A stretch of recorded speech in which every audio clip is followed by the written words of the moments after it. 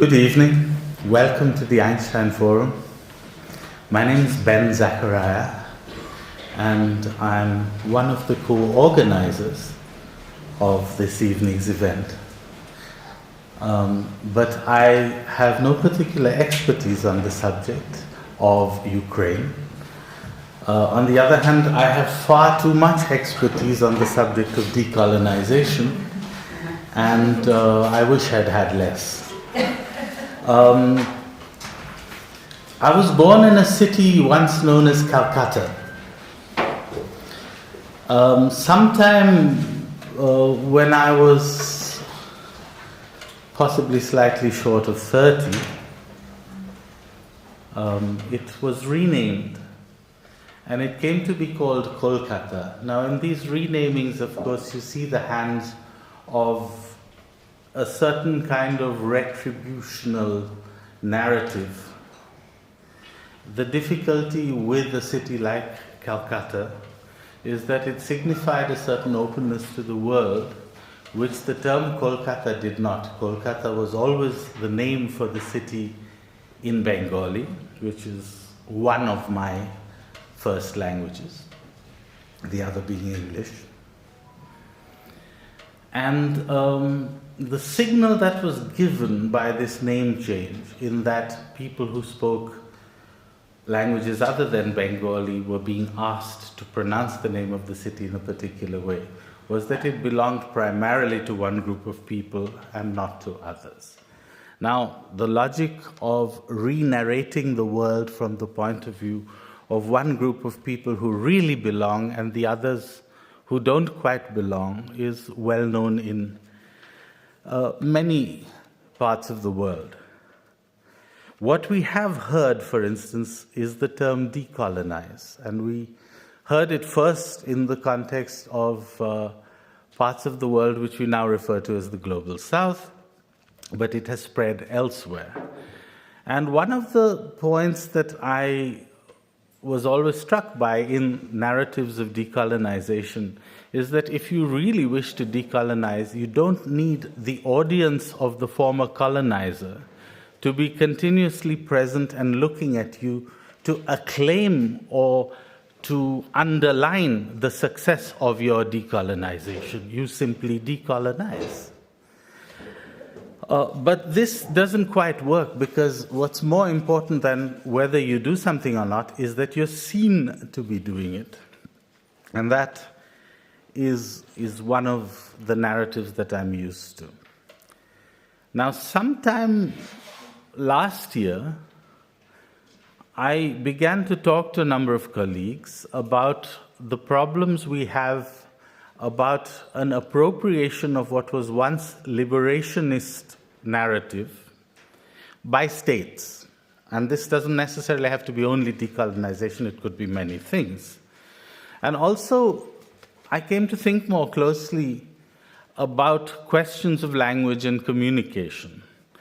And I want to briefly tell you something from a researcher called Bipasha Bhattacharya's footnotes.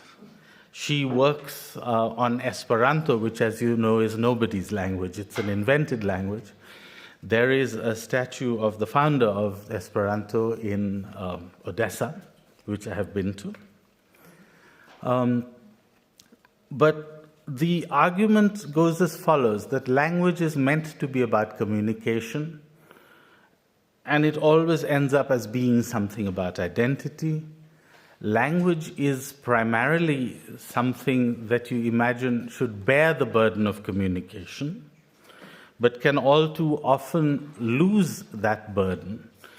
And very often a kind of monolingualism is imposed on people who habitually speak more than one language.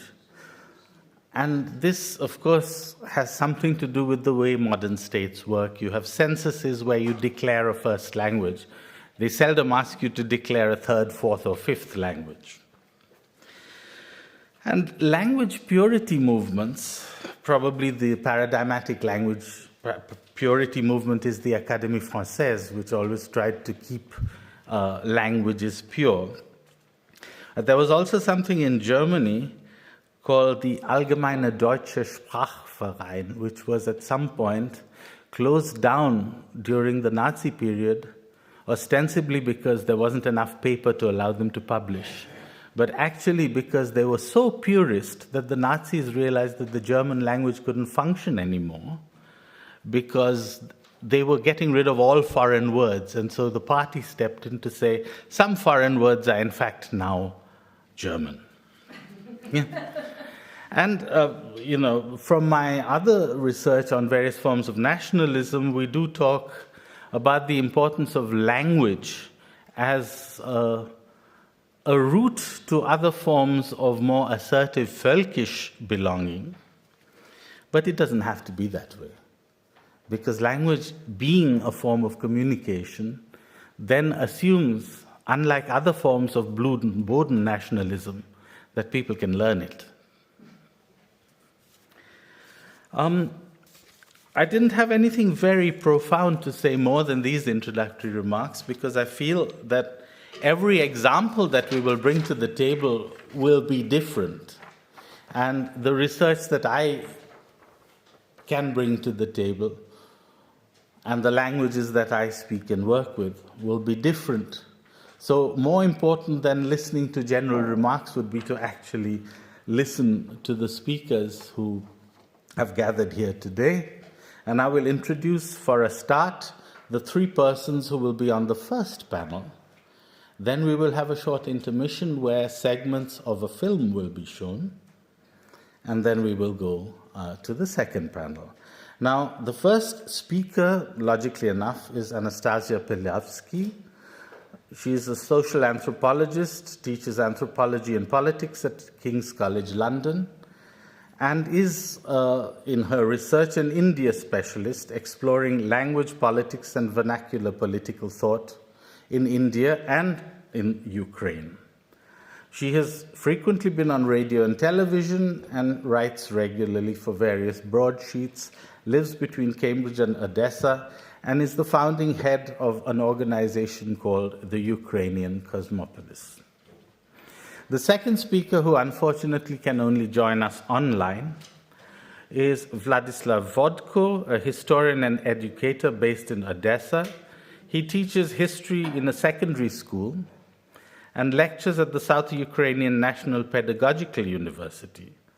His work focuses on Ukrainian ancient and intellectual history.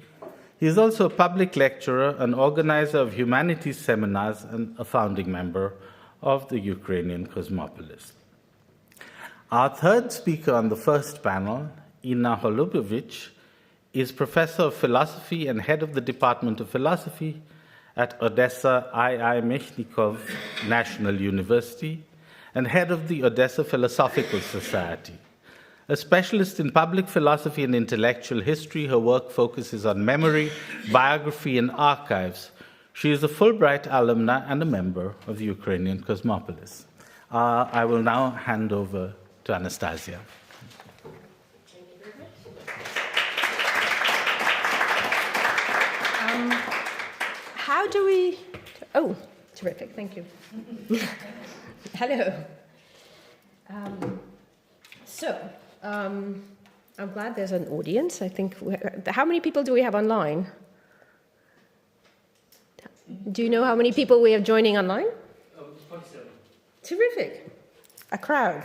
Hurrah. So, yes, the Ukrainian Cosmopolis has got quite a fan club online on Facebook, and there's been mobilization to join. So thank you. Welcome, everyone. Thank you for joining us from wherever you are. Now, all of today's speakers live, or partly live, in the Ukrainian city of Odessa. It's a city that's been officially designated a frontline city last year and is now subjected to nightly and daily bombardment by Russian missiles and drones. So we are all incredibly grateful to the Einstein Forum for hosting us here in Berlin, in Potsdam, and for offering us all a few nights of explosion-free, uninterrupted sleep. Very, very welcome. I am grateful to everyone who has traveled here from Odessa, and I'm especially grateful to Vladislav Vodko, who will be speaking next, who could not make the journey here because he's a conscription-aged man and was debarred from traveling, unfortunately. I'm also very grateful to Benjamin Zachariah for helping to organize this event, and indeed to inspire it, as I will say in a couple of minutes. Now, today we will be discussing one of the most controversial questions facing Ukrainians today. It's as politically charged as corruption scandals, which you can imagine are quite charged, and as socially divisive and alienating as the crisis of mobilization and the ensuing coercive conscription measures Ukrainians are now subjected to. Now, until quite recently, in my mind, the word decolonization belonged to the niche world of academic seminars, campus moralism, and intellectual fads. But in Ukraine today, the word refers to something much more serious, something much more widespread, something that affects millions of Ukrainians.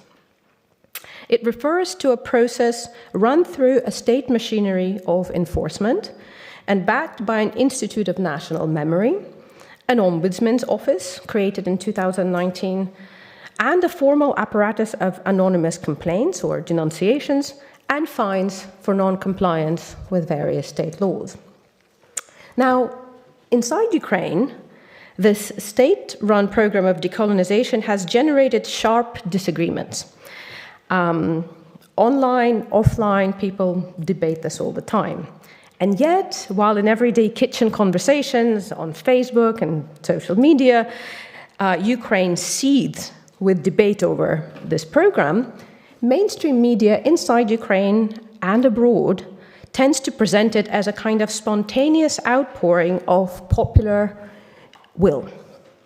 An uncontroversial grassroots movement of Ukrainian people to shed every trace of Russian culture, whatever that may mean, but things like books, monuments, historical figures, and above all, the Russian language and everything connected to it. Just yesterday, a group called Push Ukraine, which is a Potsdam-based Ukrainian organization, wrote to the Einstein Forum, urging it to cancel today's discussion and referring to, I quote, a mass and voluntary shift of millions of Ukrainians to the Ukrainian language. Surely, many Ukrainians have been switching their home language to Ukrainian. Some have been switching back from Ukrainian. It's a very dynamic and varied process, and several of my friends have made the very difficult move of shifting their intimate everyday language from Russian to Ukrainian. Some have shifted back. In fact, we have members of the Cosmopolis who have made a conscious choice long before Russia's full-scale attack in 2022, and indeed before 2014, when the Russo-Ukrainian war already started, to Ukrainian. But the story that this is a total mass voluntary shift of millions of Ukrainians, clean and morally satisfying as it is in fact a lot more complex. Not least because a mass and voluntary shift would not require a state machinery of enforcement. Today, we will highlight some of this complexity. So thank you everyone again for coming to speak here. And I would like to commend, so I live, as Ben said, between Cambridge and Odessa, dividing my time pretty much exactly half-half. But most of the other speakers, Neymann, our filmmaker who will be speaking in the second half, also divides her time between Berlin and Odessa. But all the other speakers have come from Ukraine. And I very much commend the courage to speak about these issues frankly, clearly, plainly, and honestly, under pressure, in face of denunciations, including to the Ukrainian security services on social media. I am repeatedly tagged to the SBU, the Ukrainian security service. So in face of denunciations, in face of threats that make free speech very difficult. I commend them for coming here to speak in face of a very polarized environment over the issue that all of us living in Ukraine now find ourselves in. which makes it even more difficult, apart from the threats and denunciations, to keep an analytical distance and to try to speak about the issue with critical neutrality and a civil, dispassionate mind. So, despite these difficulties, here we are. As Ben mentioned, we're all members of the Ukrainian Cosmopolis, which is a civic intellectual collective based in Odessa and defending spaces of free speech, and with them, spaces that make Ukrainian civil society possible. Spaces where differences of opinion can be subjected to open, reasoned dialogue, because we believe that the capacity to speak freely and honestly, to engage in critical and civil debate, even and especially about issues that are sensitive, issues that are difficult, issues that are not settled.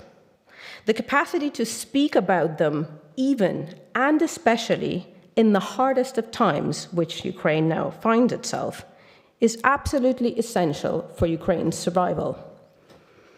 Polarization harms societies at the best of times. We can see what's happening, for instance, in the United States of America, but that is not a country at war. During a full-scale war, a war for the country's survival, polarization poses an existential threat. And we believe that open civil dialogue based on reason and evidence is our best possible bet against polarization. Now, the speakers today come from various walks of life. We have a writer, we have a filmmaker, we have one scholar of heritage, one professional analyst. We have a philosopher, and we've got a tawdry little anthropologist here. We will offer various witness accounts of Ukraine's state-run decolonization program in different spheres of what we call cultural life. So from school to university education, to literary translation and publishing, to film and heritage. We're all based in Odessa, and we'll be pushing off from our experiences in Odessa to reflect, of course, on the process that goes far beyond Odessa, goes more broadly inside Ukraine, but also, as Ben mentioned, this is a much bigger global matter. And Ukraine, of course, is a particular case of it. Now, the paradox, right, we call this conference, this is just my talk's title, but the paradox of that brought us all to this discussion today first came into very sharp focus for me last year at a conference that Benjamin organized at the Einstein Forum on decolonization politics and rhetorics and processes in BRICS and adjacent countries. So, at that time, last year, as I listened to talks on state-run decolonization programs, rhetorics in places like China, places like Russia, places like Brazil, one question that kept circling around in my mind is this: what happens to a program of liberation, which decolonization is originally certainly intended to be, when it becomes an instrument of state power? What happens to a moral vocabulary born of dissidence, of critique and resistance, when it is taken over by governments, by bureaucracies, and by agencies of enforcement, including the police? So that's the question that really bugs me, and one that is both of political interest, of course, and one of ethnographic interest, which I'm observing on the ground, but also of great intellectual interest. So hopefully we'll have time to talk about all of those later today. Now, why is it that Odessa matters? It's not just that we all happen to live in Odessa. It's that the question appears with particular force in Odessa. Why? Because Odessa is obviously a Ukrainian city. Most Odessans have always thought of it as a Ukrainian city. My family and I have never thought otherwise. I was born in 1981, so I'm a Soviet-born animal. It's always been a Ukrainian city in my lifetime and memory. It's a city, at the same time, that was founded in the late 18th century under the Russian Empire. It's a historically polyglot cosmopolitan port, Ukraine's chief cosmopolis, which is why we call ourselves a cosmopolis. And it still houses a sizable community of speakers of a great many different languages. Greek, we have a community of 6 Italians living in Odessa now. We've got Bulgarian speakers, Armenian speakers, lots of Georgian speakers, people who came from wars that Russia waged against Georgia, people who came from Chechnya, and so on.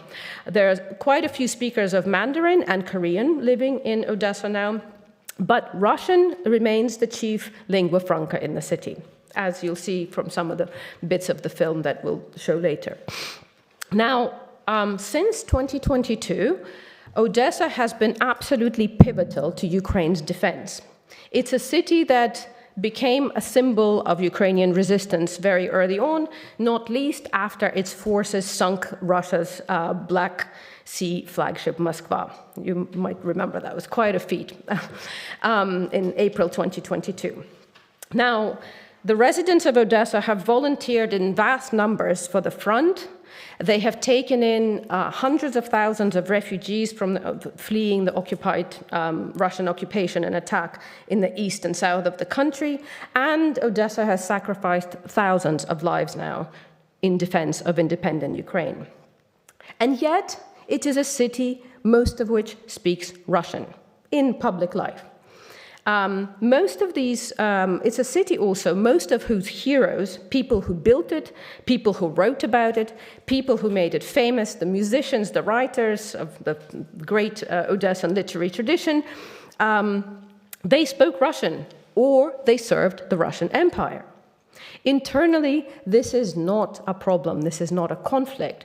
This is, most Odessans think of themselves as Ukrainian. They're extremely patriotic, and yet they are very well aware of their history and they speak the Russian language.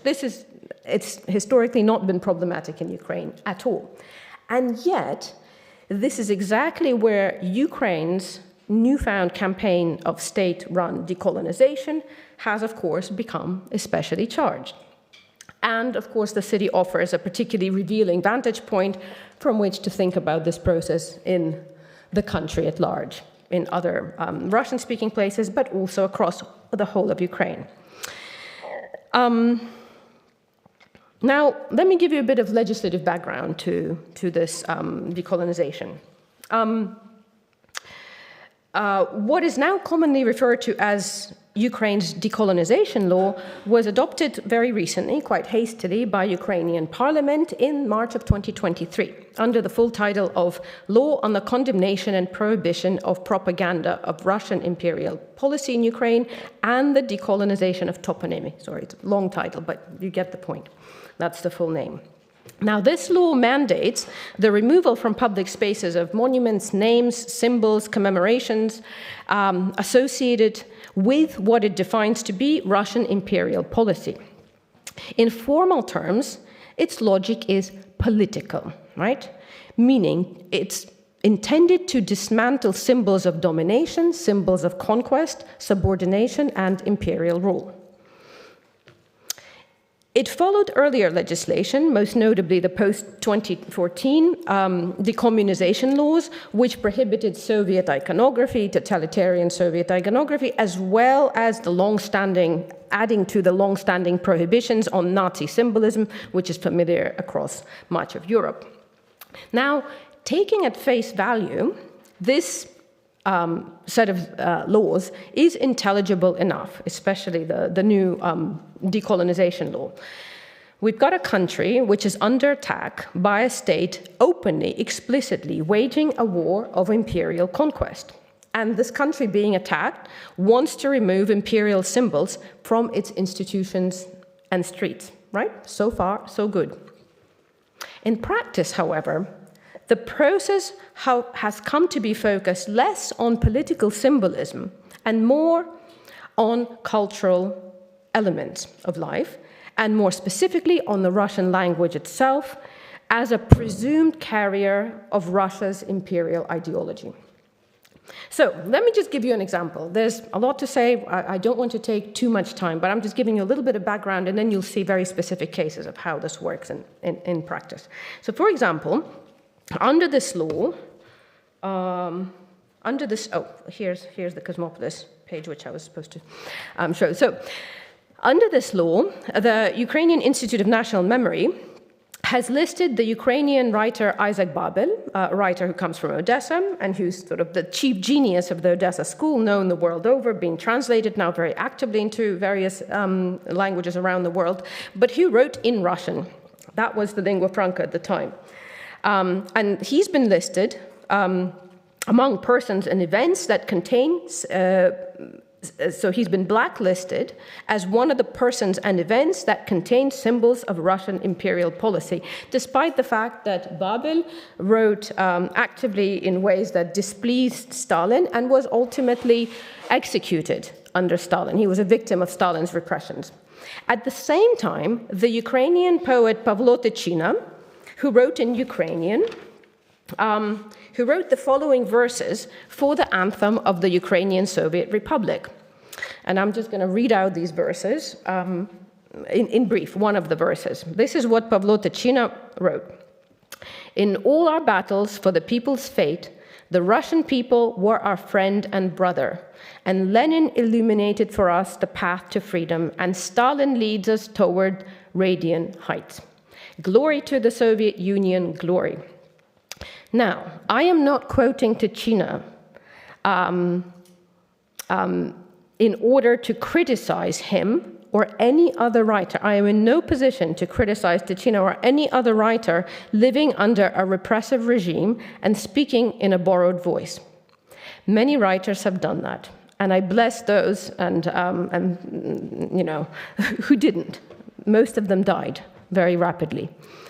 I'm quoting it to illustrate the logic of the decolonization process, which has been transforming a political argument into a civilizational one. So, Ukrainian writers who wrote in the Russian language have the presumption of guilt, and occasionally they are exculpated by the Institute of National Memory.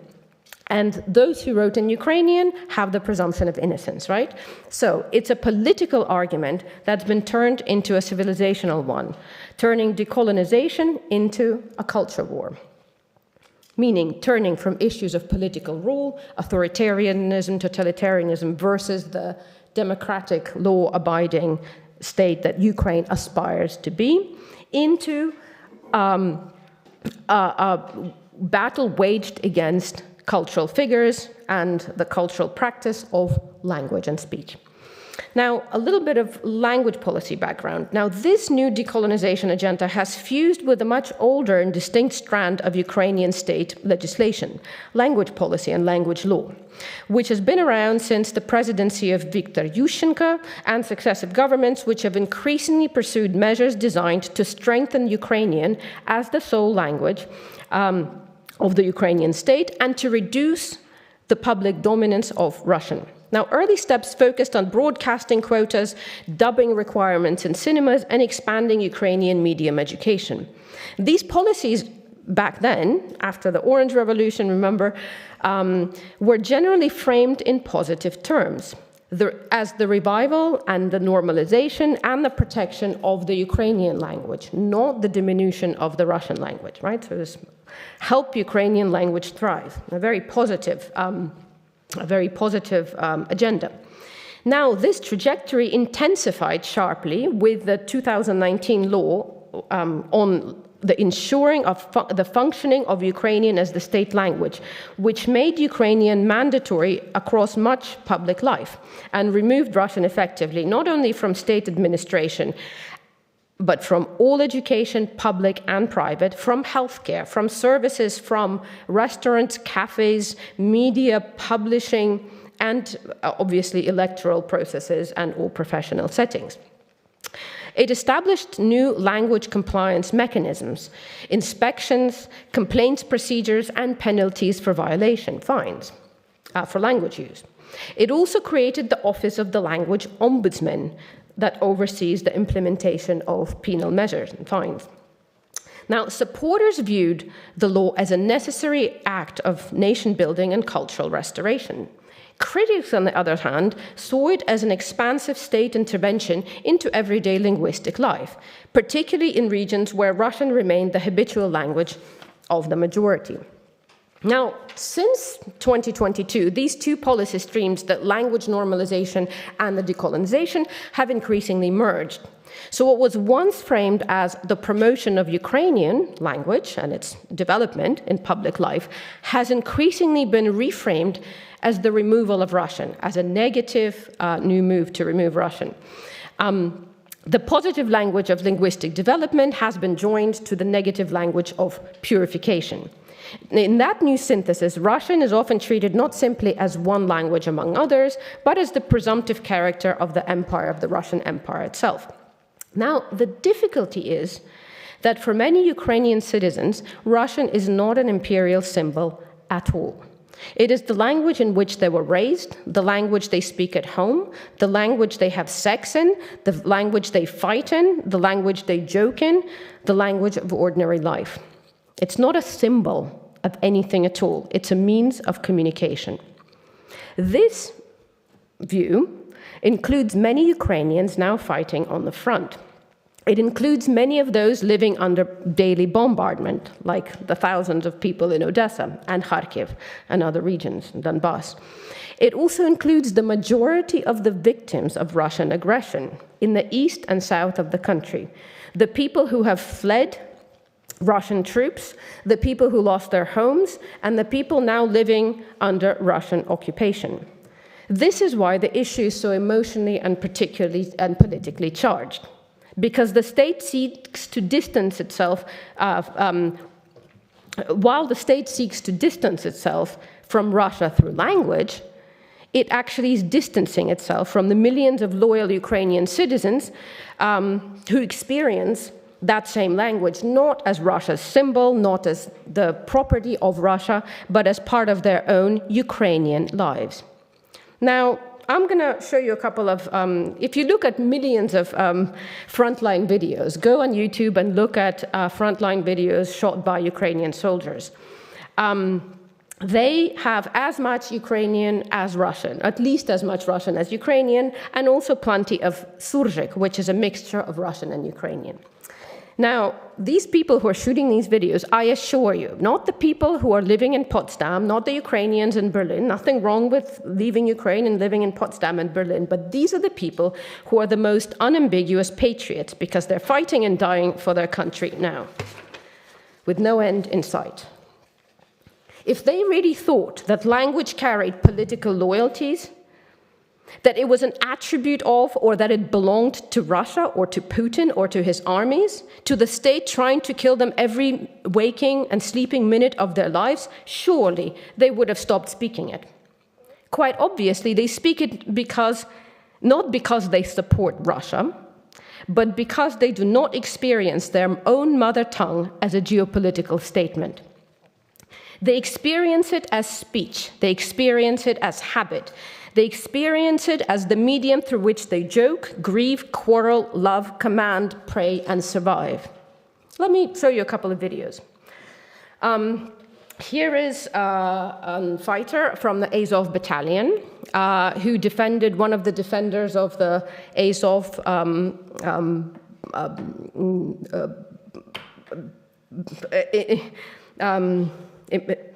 bastion in the city, in the Ukrainian city of Mariupol. You'll remember that. They held out for an extraordinary amount of time. They were captured, and this is him speaking about the horrors of he experienced in Russian captivity, and he speaks in Russian. I take off my shirt, and they say, "What the hell is this?" "Oh, a trident." And then they say, "Look what's here."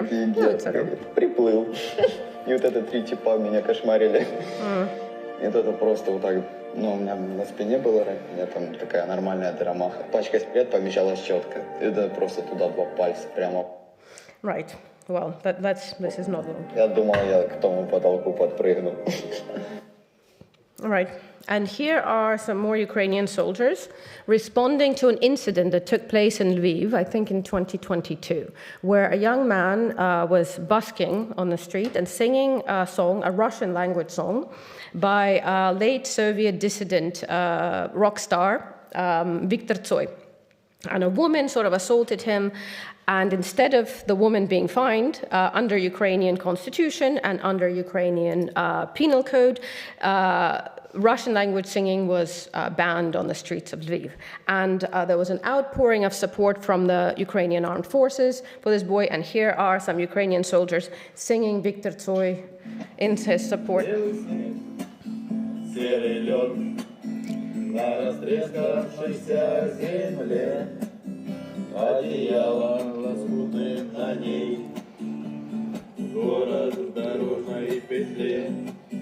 А над городом плывут облака, закрывая небесный свет, а над городом желтый дым, городу 2000 лет. This we will listen to later. This is a very popular kind of right wing, we would say, ultra-nationalist, very militant group, rap band called Nord Division, which is singing very rude songs about Russians, and all of them in Russian. And I won't play this now. It's really cool. It's like very old style hip hop rap and so on. But we'll keep that for later because I don't want you to take too much time. Now. Again, let's get back to this issue. You've seen this. If these people really thought that language carried political loyalties, I've said that. Sorry, I got a bit emotional listening to the Tsoi. Anyway, now that's the front. In the rear, most Ukrainians also don't seem to think of language as a carrier of ideology. A recent survey, which was actually carried out by the Language Ombudsman Office, rang alarm bells. The Ombudsman Office in Kiev found that in Kiev, schools, they conducted a survey in Kiev schools, and 66% of the students they surveyed said that they spoke Russian in class, and 82% said that they used it during breaks. Now, Kiev is not Odessa. Kiev is a city that has historically spoken quite a lot of Ukrainian at home. When this question was not politicized, my understanding is that in the late Soviet, in the 80s, at least 30% of Kiev spoke. I have family in Kiev and I have family in Bucha, and they speak Ukrainian very substantially at home, right? So this is Kiev. What we also know is that Ukrainian cartoon viewing is dominated by Russophone cartoons. And Ukrainian and Russian language news online draw similar audiences. There's data on this. And even the most nationalist outlets maintain Russophone editions. Why do they maintain them? Because people are more likely to, from Russian-speaking zones, are likely to read them. They wouldn't do it otherwise. It's a commercial enterprise. Now, these children who were responding to the Ombudsman's survey, these are children now living in Ukraine, not in Berlin, not in Potsdam. These are children whose parents are patriotic enough not to immigrate to Europe or America or anywhere else, or Thailand, but to remain in Ukraine under bombardment. These are children whose fathers are fighting on the front. These are children who have not yet learned to respond to questions correctly. They still know how to answer questions truthfully, which is why this is the only language survey that I would trust in Ukraine today. Now, this Ukraine, the majority, is hardly represented in the media, inside or outside Ukraine. This Ukraine is unsurprisingly opposed to the state-run program of decolonization, of decolonizing them of their own language, their own memory, their own history, at the expense of basic civic freedoms, the freedoms Ukrainians have been dying for since 2014. Freedoms such as the fundamental right to education and speech, quite literally, speech in one's mother tongue. Now, let me just give you a couple of examples. I've been conducting ethnography on this in Odessa since 2022 for the last 4 years, but I will give you a couple of examples that show just how steady the majority that does not support this policy is. So I take major big Telegram channels, and let me explain what Telegram is. Unlike other social media, Telegram is the main news source for most people under 55 years old in Ukraine. This is where people look to see when their electrical cuts will be made, where the drones are flying, whether their region or city is under attack. So this is a stream of ordinary use. This has people of all political backgrounds looking at these. So here's a news item that says from December 2025 on one of these big mama, 2.5 million Ukrainian channels. So it says that the Russian language has now been is no longer protected by Ukrainian law. It's a kind of sloppy rendition of what has actually come to pass, but more or less true. So you can see this is all Ukraine. This is not the Russian-speaking regions. This is all of the country against. And this is the Ukrainian language version of the channel. 57% against, 42.9, 43% for. Now another news item.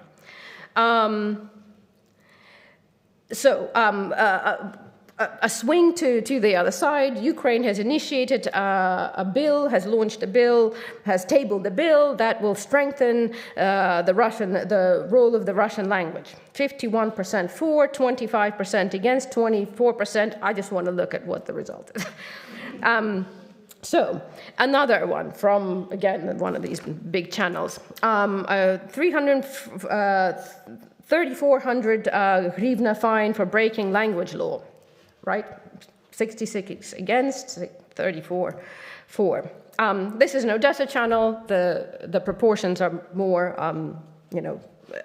a bit more extreme. The majority is bigger in Odessa. So this is the news item where the Russian language will no longer be protected by law in Ukraine. It's been removed from the list of regional ethnic minority and regional languages. It is a regional language in an attempt to sort of dodge the provisions of European legislation, which Ukraine needs to abide by, which it signed in order to enter the EU. So 76% against, 74% for. Now, moving on from language in particular to the decolonization gestures aimed at removing Russian language writers. So here's Institute of National Memory has recognized the Russian writer. Bulgakov was born in Kiev and grew up in Kiev, spent the first 19 years of his life in Kiev, wrote a great deal about Kiev with great love, but the Russian writer Mikhail Bulgakov as a Ukrainianophobe, so 76% against, 24 for. Now, this is a statue of Bulgakov in Kiev. You can obviously see, covered with bouquets and so on, wrapped, from vandalism and much loved by the people of Kiev, obviously. Now, this is an Odessa item about dismantling monuments under this new decolonization law, and the city council has allotted 200,000 hryvnias to it, 85% against, 15% for. This is our UNESCO. The Cosmopolis was started as a kind of spontaneous, it grew out of a collective outrage in Odessa when major monuments to major writers and figures of the city came under attack in 2024 in a city that's recently been accepted as a UNESCO World Heritage Site. So before we were Cosmopolis, but all of us here wrote an open letter to UNESCO asking UNESCO, we first wrote to the Institute of National Memory, to the Ministry of Culture to no effect, then we wrote an open letter to UNESCO asking them to plead with the government of Ukraine to pause the process so that it wouldn't be a top-down decision. Now, this is the reaction from a major channel which has nearly 1 million subscribers, for a city channel, that's big. So, so let me just... I will close off. I know I'm running over time, but this gives a real context, and then you'll have a lot better sense of what what everyone else is against which background everyone is speaking.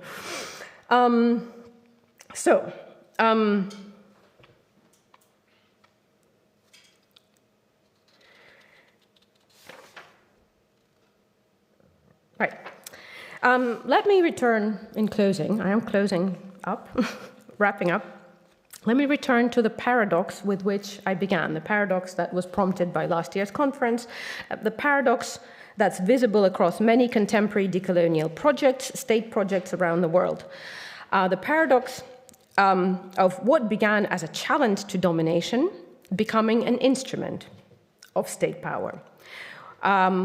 The paradox of something that begins as resistance to coercion becoming a technique of coercion, of something that begins as the defense of plural voices, narrowing into the demand for one approved voice.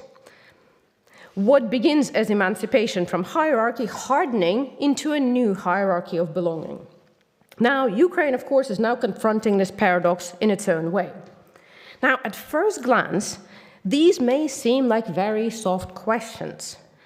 Cultural questions, languages, books, films, monuments, memory, heritage. At a time when Ukrainians face missiles and drones and trenches and coercive mobilization, loss and daily danger every time, it may seem frivolous.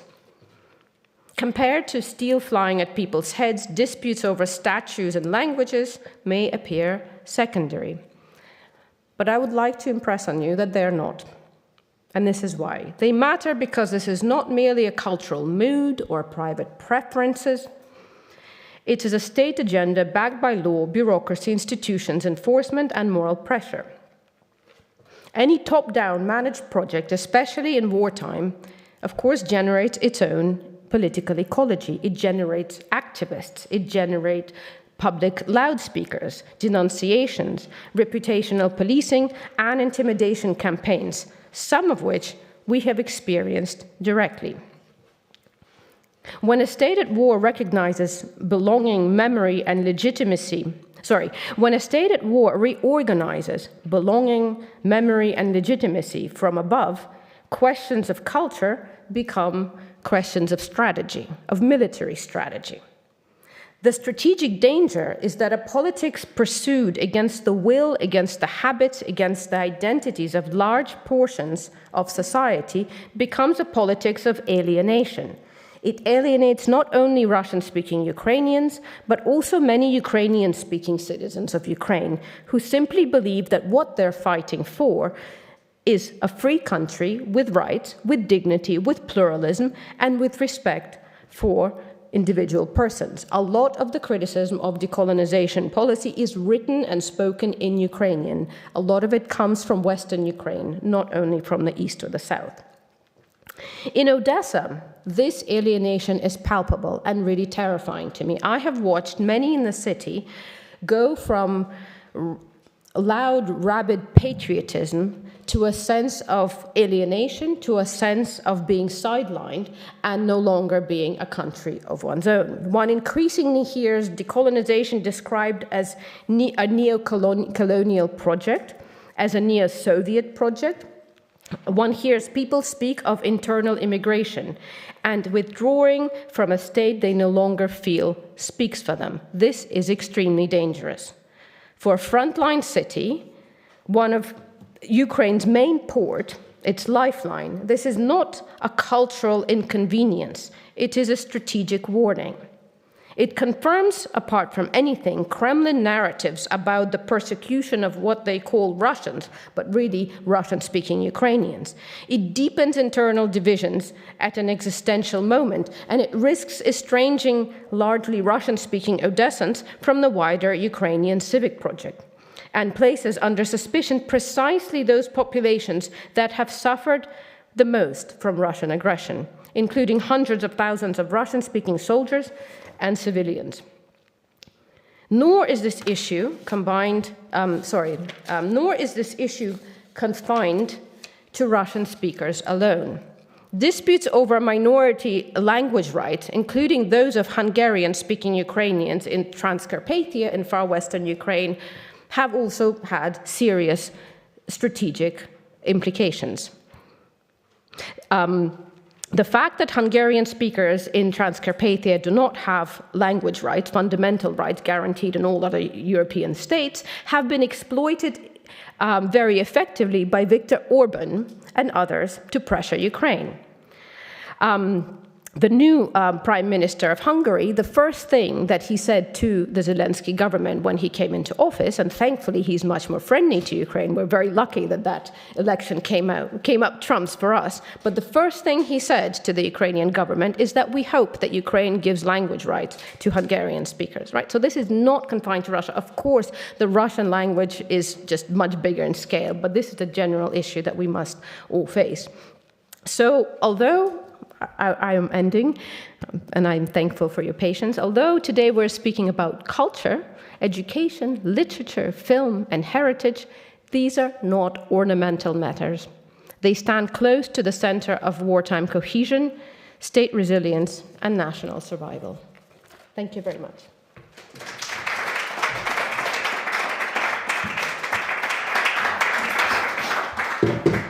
We'd like to move over straight away and give the floor to Vlad. Or rather the wall, because he won't be here in person, so he will appear on your screen here.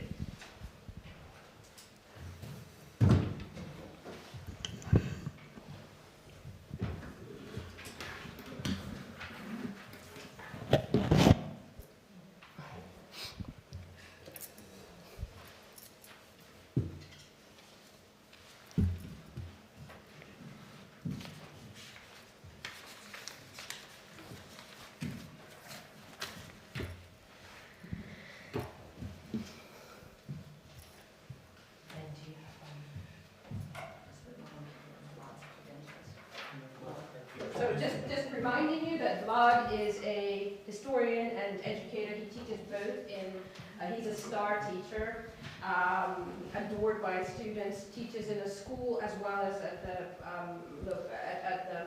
university, teaches history, and is a huge enthusiast of anthropology with whom conducts the research together. I'm starting. Good evening, dear listeners. I am Vladislav Vodko. I was introduced by Ben and Anastasia. Thank you. If it's possible, can you open for me screen? Because I would like to see the audience. It's my habit as a teacher who teach online sometimes. Thank you very much. I am a teacher. I have more than 20 years experience, and my school history start. Oh, thank you very much. I am happy to see you today. Unfortunately, not offline, but I hope in future I will be at Potsdam, in Potsdam offline, alive. Great.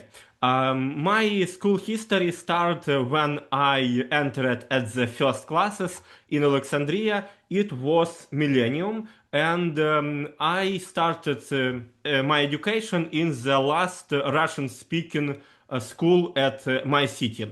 There were 20 schools and only one in Russian language education, and my parents gave me to this school. It was difficult word. It was a difficult challenge, and my grandfather gave us some advice to start study only in Ukrainian school, because he said that it's my future, because in Ukrainian all will be only in Ukrainian language in future, and he has own difficult experience with language changing, because he was born in Ukrainian village in the center of Ukraine near Alexandria. Maybe you can hear the map right now. Odessa, Kiev, and Alexandria. I'm here right now, and this is my native city. I started school education in this place.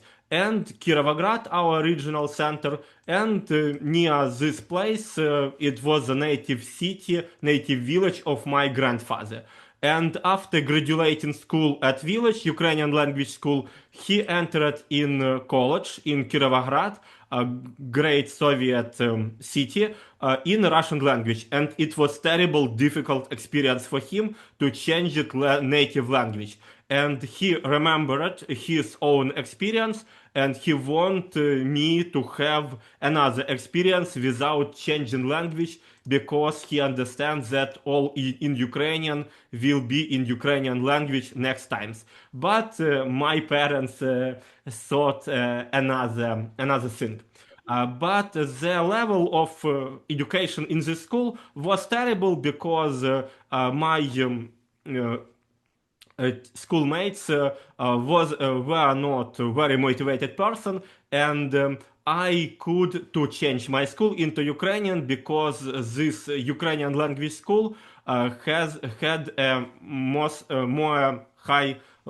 higher level of education, and but all of my or the majority of my schoolmates was also as I Russian language native speakers, but all education was in Ukrainian language, also literature. For example, we studied literature without Russian translation. For example, we studied Pushkin or Yesenin or another people from Russian poetry into Ukrainian translation. Our teachers gave us opportunity to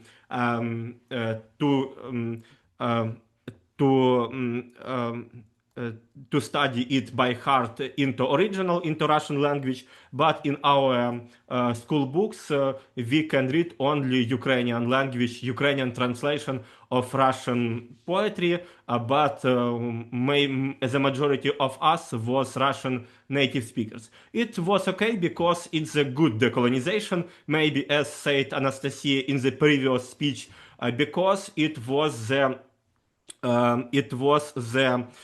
construction of own face of Ukrainian identity, maybe because in the Soviet period in Alexandria school the people study only Ukrainian language, Ukrainian literature and Russian literature without world literature.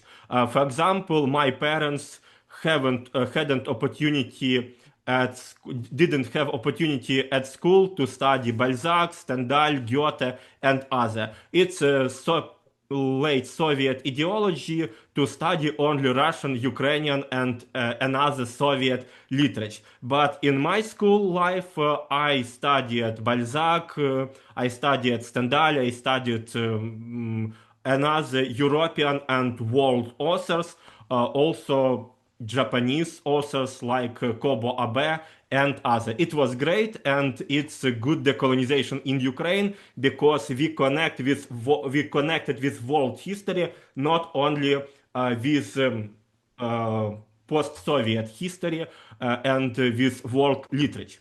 But I graduate school where I have an opportunity to study my native language. It's typical situation to center of Ukraine. Right now not only for center. Yesterday I got this photo in the wall near my house in Alexandria, and you can see some example of local vernacular and the thing that we named surжик. Anastasia said about this right now. You can see там пожалуйста кто-нибудь, Ukrainian version будь ласка кто-нибудь, Russian пожалуйста кто-нибудь, and English it's please somebody. You can see that any variants of language cannot describe this vernacular, and when the people study at school in one language and speak at home and in daily life in another language, they cannot understand the grammar, and they use this special grammar, special surжик, special forms in the daily life, and they cannot write in their native language because they don't have opportunity to study native language at school, like me, for example. This is a situation in 2017. You can see the percent of Ukrainian language school in different region of Ukraine. This is my region, Kirovohradskaya Oblast. I am here. Odessa region near 17%. For example, you can see that traditionally Russian language region like Bessarabia, not only Russian language, but also Ukrainian, but also Gagauzien, but also Bulgarian and other, and partly Kharkiv region, partly Donetsk region, the majority of school also in Ukrainian language. The north of Odessa region is in majority is native speakers of Ukrainian language, like a lot of citizens in Kharkiv region, but you can see that more Ukrainian schools than Ukrainian native speakers in this region. But this tendency, you can see, started before full-scale invasion by Russia and before Russian hybrid war, before 2014. It's a story about all history of Ukrainian independence in 50-50, but in general, this is politics from millennium and maybe earlier. When I graduate university at Odessa, I started work at private school at teachers history. And when I visited this school first time, I saw the advertisement about this school. Why person have to choose this school and prefer this school to the government school, for example. And one of the slogans I can see, teaching in Russian. In private school, teaching in Russian in 1940 was one of the maybe good things to find this school better than another in Odessa. From the point of view of administration of the school and maybe a capitalistic market.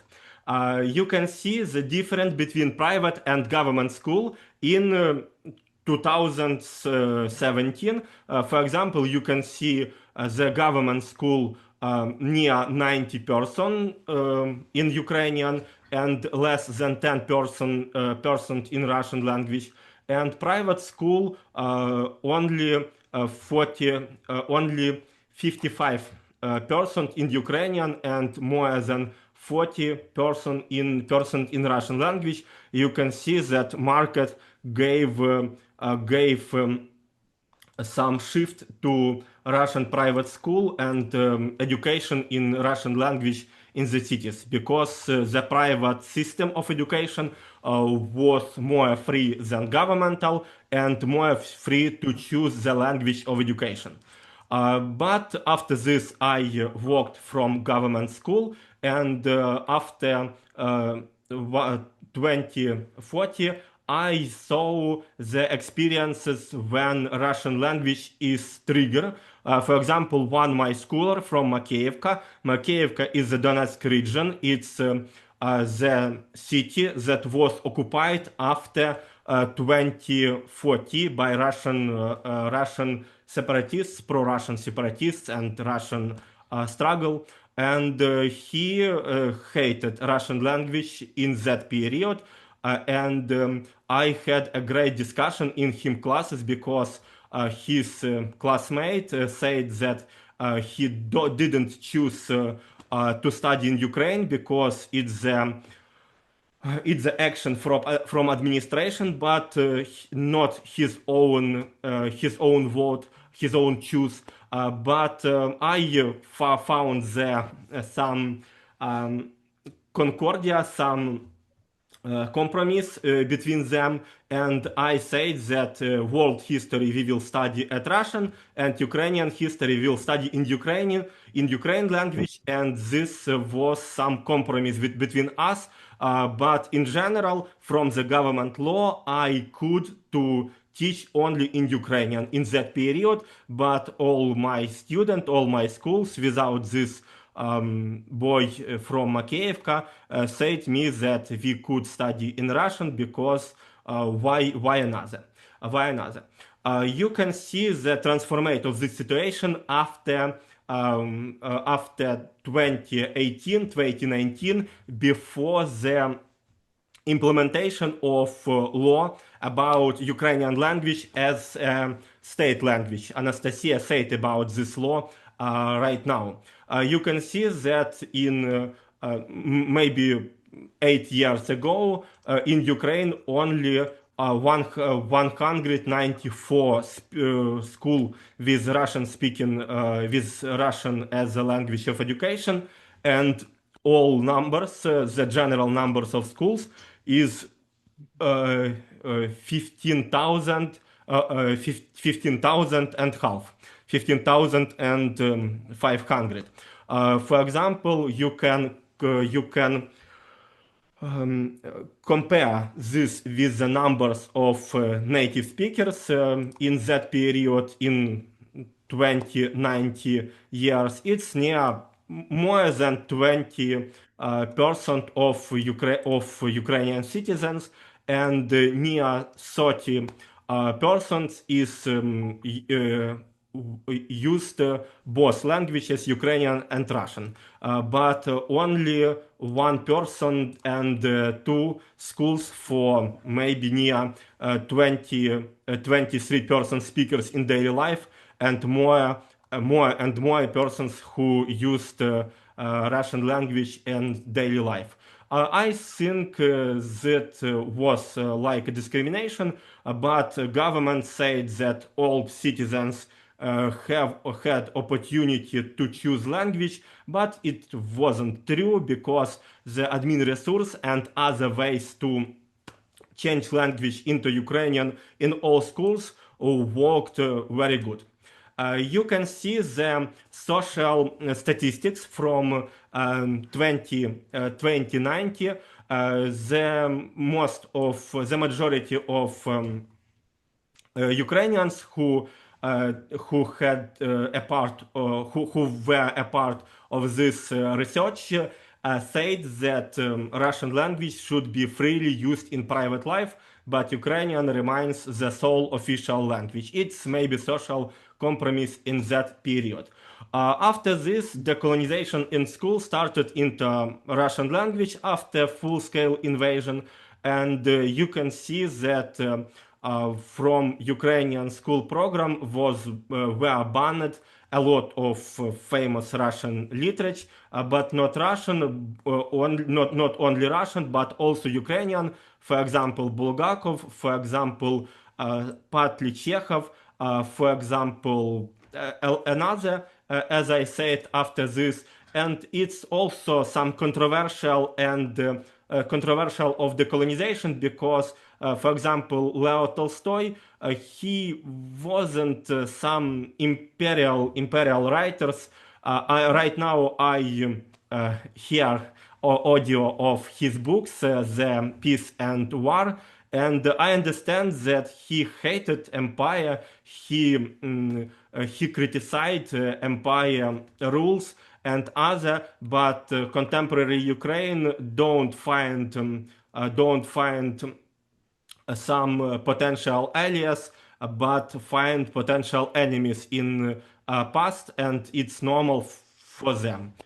For example, another poetry, Vladimir Mayakovsky. This is he was Soviet poetry, and he wrote the famous poetry about a debt to Ukraine. And he wrote that I tell myself, Comrade Moscovite, don't sharpen your jokes on Ukraine. In Russian language, in original, Moscovite is like pejorative bad name for Russians, and he was Russians and said these pejorative terms because he said that that Russians must to understand Ukrainian, to think about Ukrainian as a famous and important language. He said, learn this language on banners in Chrisman lexicons. This language is majestic and simple. It's about depth of Ukraine, but Ukraine government said that Mayakovsky, who hated empire heritage, imperialistic heritage in Ukrainian program at school. We cannot find him and his texts.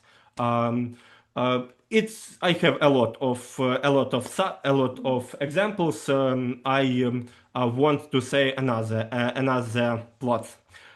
For example, the system of transformation, Ukrainian system of education, isn't official, but maybe this politics influenced for us by some closed chats at school with school administration, and we cannot find a lot of official documents because the Ukrainian government afraid that this politics will be opened for another world as so democracy, and they afraid this, and they do a lot of solutions without official documents. For example, you can see the information from chat at school where I worked. This is my school chat.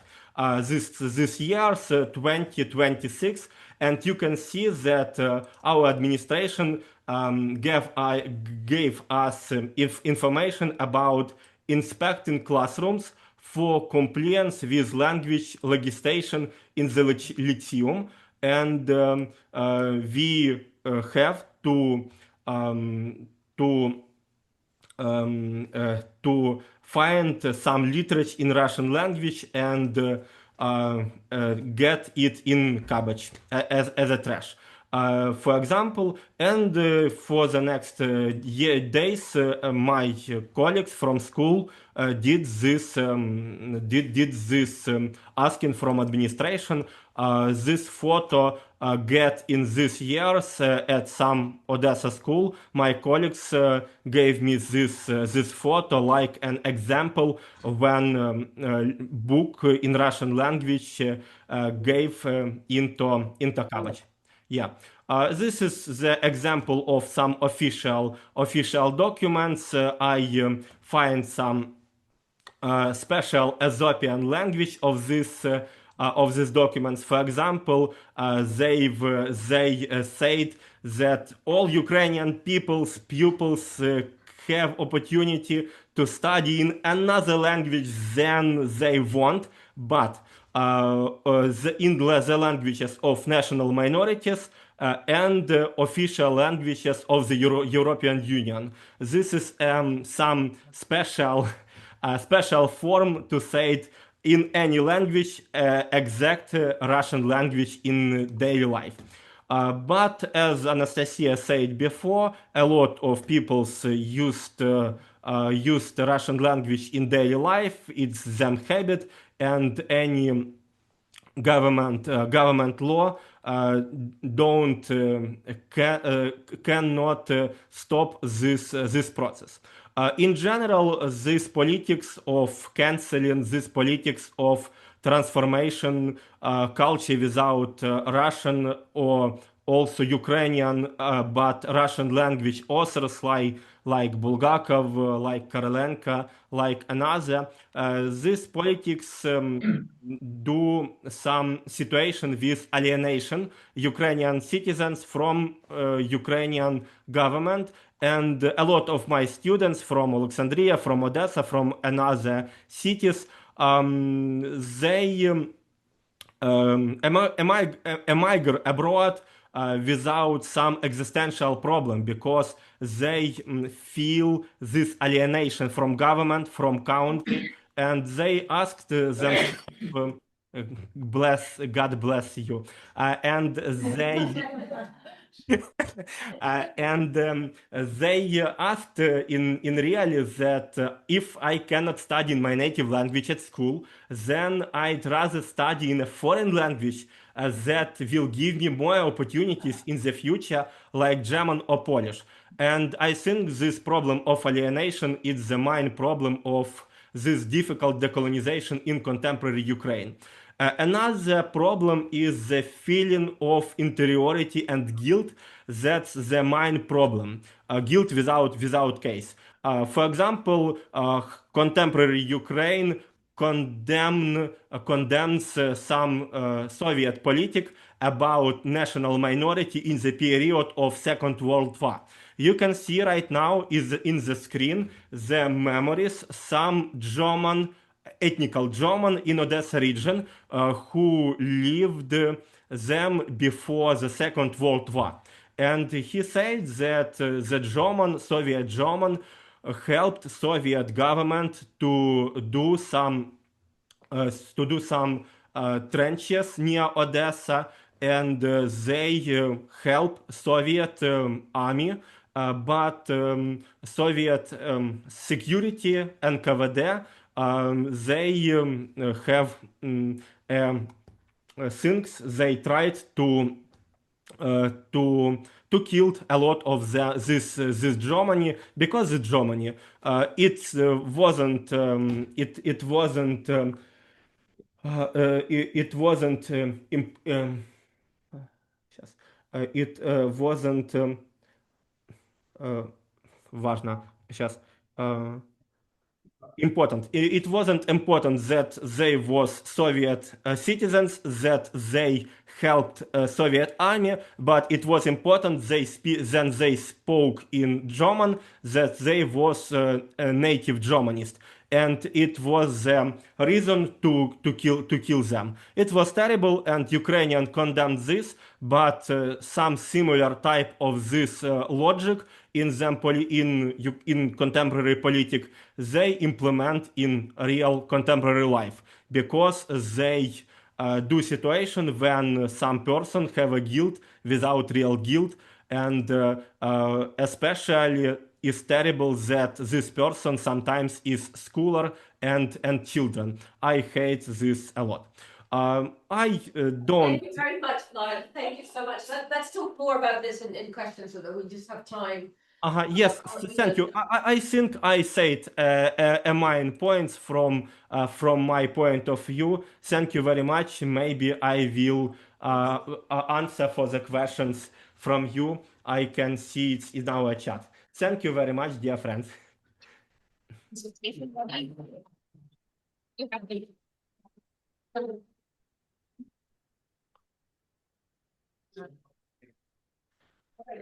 Yeah. So, sorry, we're running over time, but there's lots to say. Maybe we can just eat into the coffee break, and maybe people can grab coffee. We'll have to, right? We go straight through that. Yeah. Let's go through it. Maybe grab coffee and bring it in here. Give people a moment. Do we have coffee or? Okay, well, never mind. We had it lined up. Later, yeah, okay. I sent you yesterday.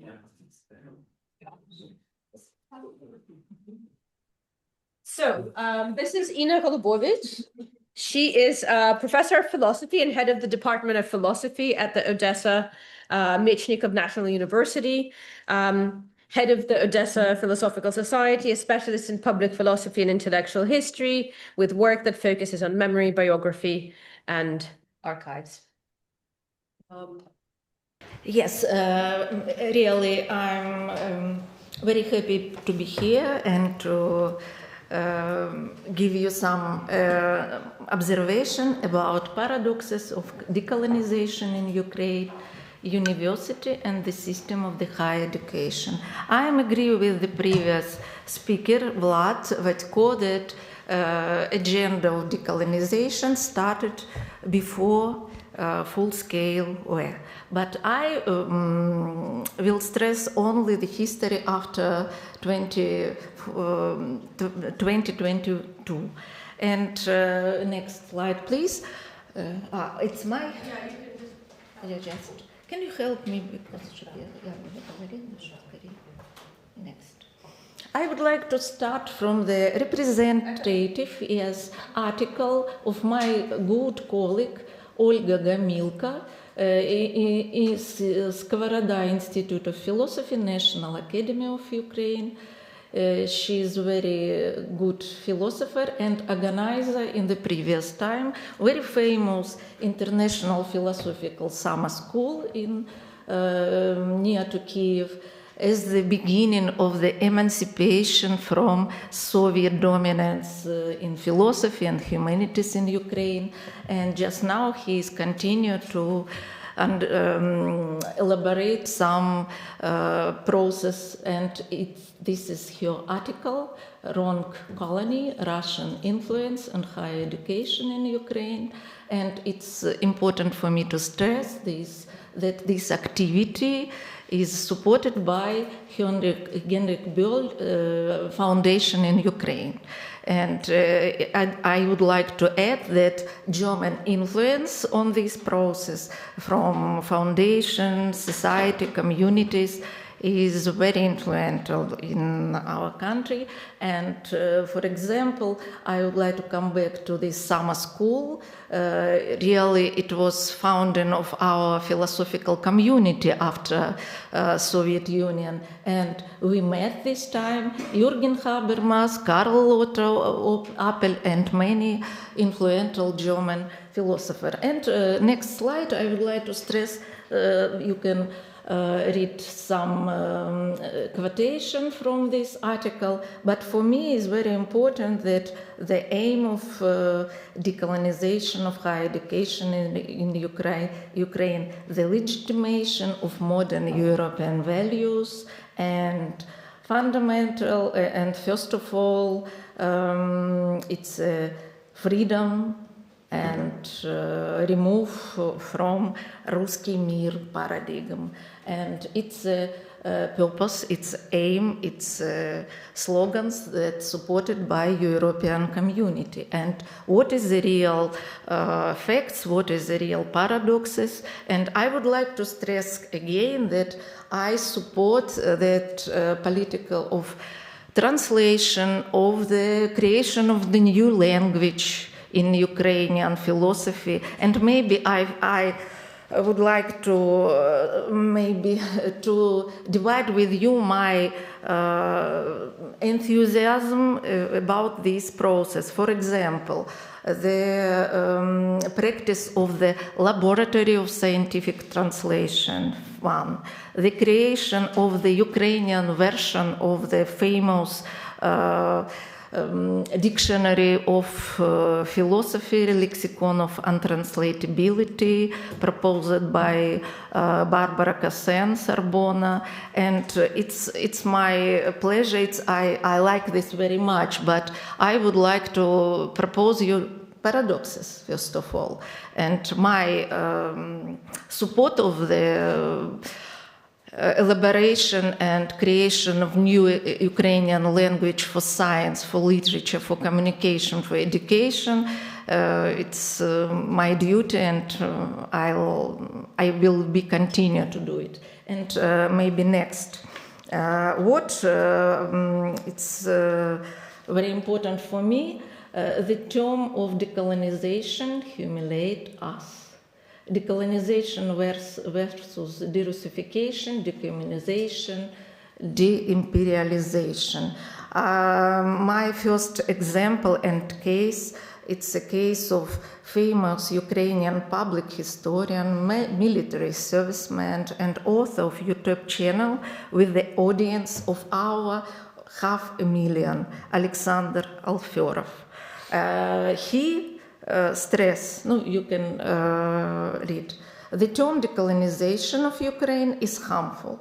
It would be more appropriate to speak of de-imperialization if we acknowledge that we must remove layers of colonization from ourselves. This implies that the Russian Empire or Soviet Union were culturally and politically superior to Ukraine. I agree with his thought, this period when he was independent, so on, but public historian, but at the same time the member of Institute of History, National Academy of Ukraine, academician, and half to half, yes. And June 27 last year, the Cabinet of Ministry of Ukraine appointed Alexander Fyodorov as the head of Ukrainian Institute of National Memory. He became a holder or stakeholder of discourse of official discourse of colonization. And upon becoming the head of the official institution, that he ceases to criticize the very term decolonization. In later statements, he emphasized instead those who abstract decolonisation, and de-Russification are simply pushing their own children backward. This will inevitably create a certain cognitive dissonance in their minds. You can see that his speech is changed. Next slide, Italian, yeah. So, I mean, he simply argued before he became captive to this role that Ukraine, as many historians argue, was never a colony, which in many respects. Maybe it's some from critics to hallelujah. It's maybe photo of two periods of his career. Next, what is my? It's a sum. Why it's closely connected with the system of education, because his ideas and slogans and really discuss it in the in our classes, and we talk about. And next, it's paradoxes of decolonization: new words, new grammar, new canons, and new taboos. What you can see, yes, the paradox, official some proposition since the beginning of the war to deliberation from the capital letter. You can see, it's officially. It's all of our documents, all of our scientific articles, all of our diploma, some papers of students, and can I maybe comment it, but without any comments, yeah? With these documents, how to abandon a capital letter as a political and ideological gesture. In this time, we received many papers from our Ministry of Education, for example, from the beginning of the war, how we can understand of periods of war. It was strictly prescribed. This first period, second period, but it's a matter of science, scientific research. It's not a matter of propaganda. It's not a matter of some чиновник, some official persons. Yes, no, we have to follow for this. It's not subject of discussion. It's a slogan. Maybe we have some reason for it. It's the first period. We have to have solidarity between people in Ukraine. Maybe I just propose these paradoxes for you. Maybe you can tell me that it's a normal way, but it's only remarks. Next, yes, you can see. And next example, more, it's not so, not заметный, not so, yes, thick, yes. For example, it's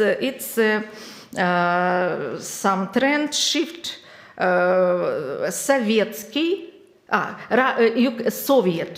Neutral core meaning, Radyansky, its translation into Ukrainian, it's some neutral meaning. And in this time, it began to use such term Sovietsky.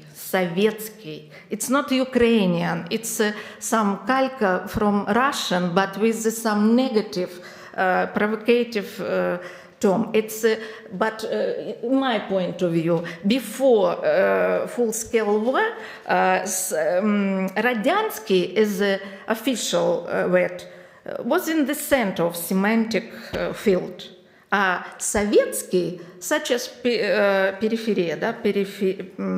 peripheral, yes, on the margin, but now, just on the contrary, Sovietsky with some negative, destructive meaning became in the center, and when we are using Radyansky as a normal term. One of my colleagues, he's my friend, we have many projects together, but Vakhtang Kibulad, the famous Ukrainian philosopher, he is the most radical philosopher in this case. He began to use Sovietsky in this negative term maybe 20 years ago. For us it was marginal usage, but now this margin became the center of this. Very recently he wrote all his articles in Russian. And some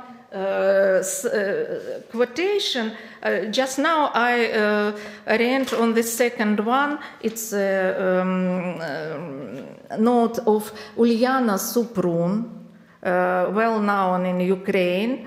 She's American.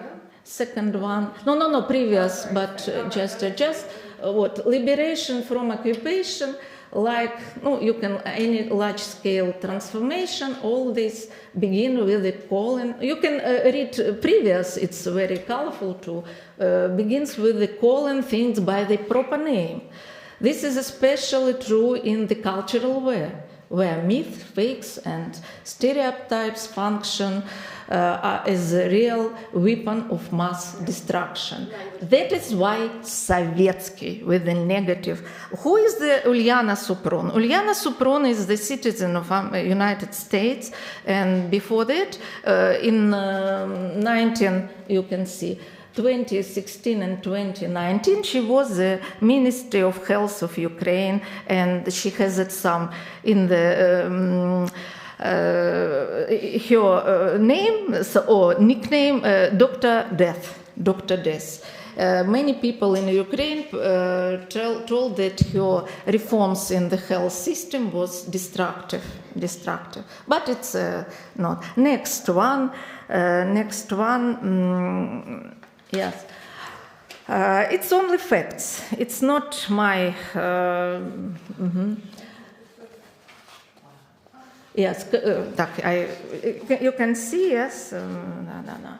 It's prohibited. You can read it. And for example, my department, famous Odessa philosopher Avenir Uyomov, he's the founder of the well-known in the world theory of system. And prohibition to cite, prohibition to use literature, we have to go to the special permission for using his personal work in this case. And my second example, but at the same time, please, about Uyomov, and just now we have a special remarks on the material of collective paper of our conference.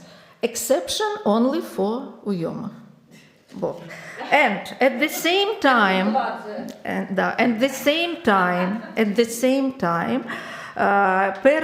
parallel activity is taking place. Russian politician and Anatoly Wasserman, originally from Odessa. He was well known in Odessa as a mathematician, and he went to Russia and became a radical opponent of Ukrainian independence. And he was a supporter of our monument, memoriальная доска. on the university, yes, about our famous philosopher here. And Anatoly Wasserman, just now his enemy of our country, really, recently I listened to his interview and he told from Moscow, we have to bump opera theater. Because in Moscow we have чертежи, yeah. We will come to Odessa and we will reconstruct this. If you know that Odessa have the most beautiful theater in the world, but this man would like to appropriate heritage of Avenir Yovan. At the same time, we are exceptionally, only for this case, we will use it. It's a paradox for me. And really, it's a prohibition to reference our personal early Russian language works to use in our scientific work, in the educational material. I can't to cite my personal book, my personal paper. And what it's my observation. It's not my extreme position, representative position. It's my observation from the communication with my colleague from the Kiev. When I told them about this strange prescription, they are surprised because they don't have it. And just now, my point of view, it's a result, a situation of inequality emerges between metropolitan universities, Kiev, and provincial institutions in Odessa and something else. And legitimization of our work, it's only translation into Ukrainian. And we have, next slide, you can read, interfaculty program, Odessa University. I was one of the initiators of this. Application of intellectual history methods in humanities, contextual approach to textual analysis. Such neutral title for one important thing: how to translate text of our prominent humanitarians of Odessa University who worked before 1917 at the Imperial Novorossiya University. It's a title of Odessa University before 1970. And my last example, the most, how to...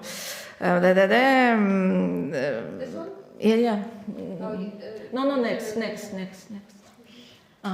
Decolonization versus mental health program. Did you recognize the face of the First Lady of Ukraine, wife of our president, Olena Zelensky? She is initiator of the nationwide mental health program, How Are You? And what is the purpose of this program? You can read psychological support and how to help citizens manage stress, fear, emotional overload caused by war. And my questions, critical question emerging. Radical practices of decolonization intensify precisely these conditions: stress, fear, emotional burden, and many, many troubles. And my case, to case multi-level, micro-level in Odessa, and macro-level and micro-level too. Next, yeah. Да, все, стоп. Знаете, да, у меня больше нет, только вот музычка какая есть. Maybe multi. No, you can please. It's one of our. But what is my point of view? Nervous. Next slide, please. One of our professor who is the most radical, and it was created some youth organization. We make you nervous. Really, for me, it's this decolonization versus mental health. No, робимо вам нерви. It's a title of this. But micro level, this example had never entered in media space. Next, you can read it. Next, last, and this, and after this. Yes. It's this. Yeah, I would like before that. No, what this? I don't see any future. I want to die. It's a remark of my students. She's no, you can read. I describe this situation. She's refused to present in my class when I discuss the problem of the Pushkin monuments. With neutral position, it can to be a position of discussion, and yes, Pushkin should be covered in paint and urine and blood and destroyed. And I ask you, what is the future? I don't see the future. I want to die. Believe me, it's not exception. It's really one of the trouble for me in my close communication with my students. After this stress will come a new situation. Равнодушие, just this. Emotional. Just and martyr-like impulses and suicide ideation, and just now mortification of traumatic meanings, a stage characterized by emotional indifferences and existential exhaustion. Okay, but.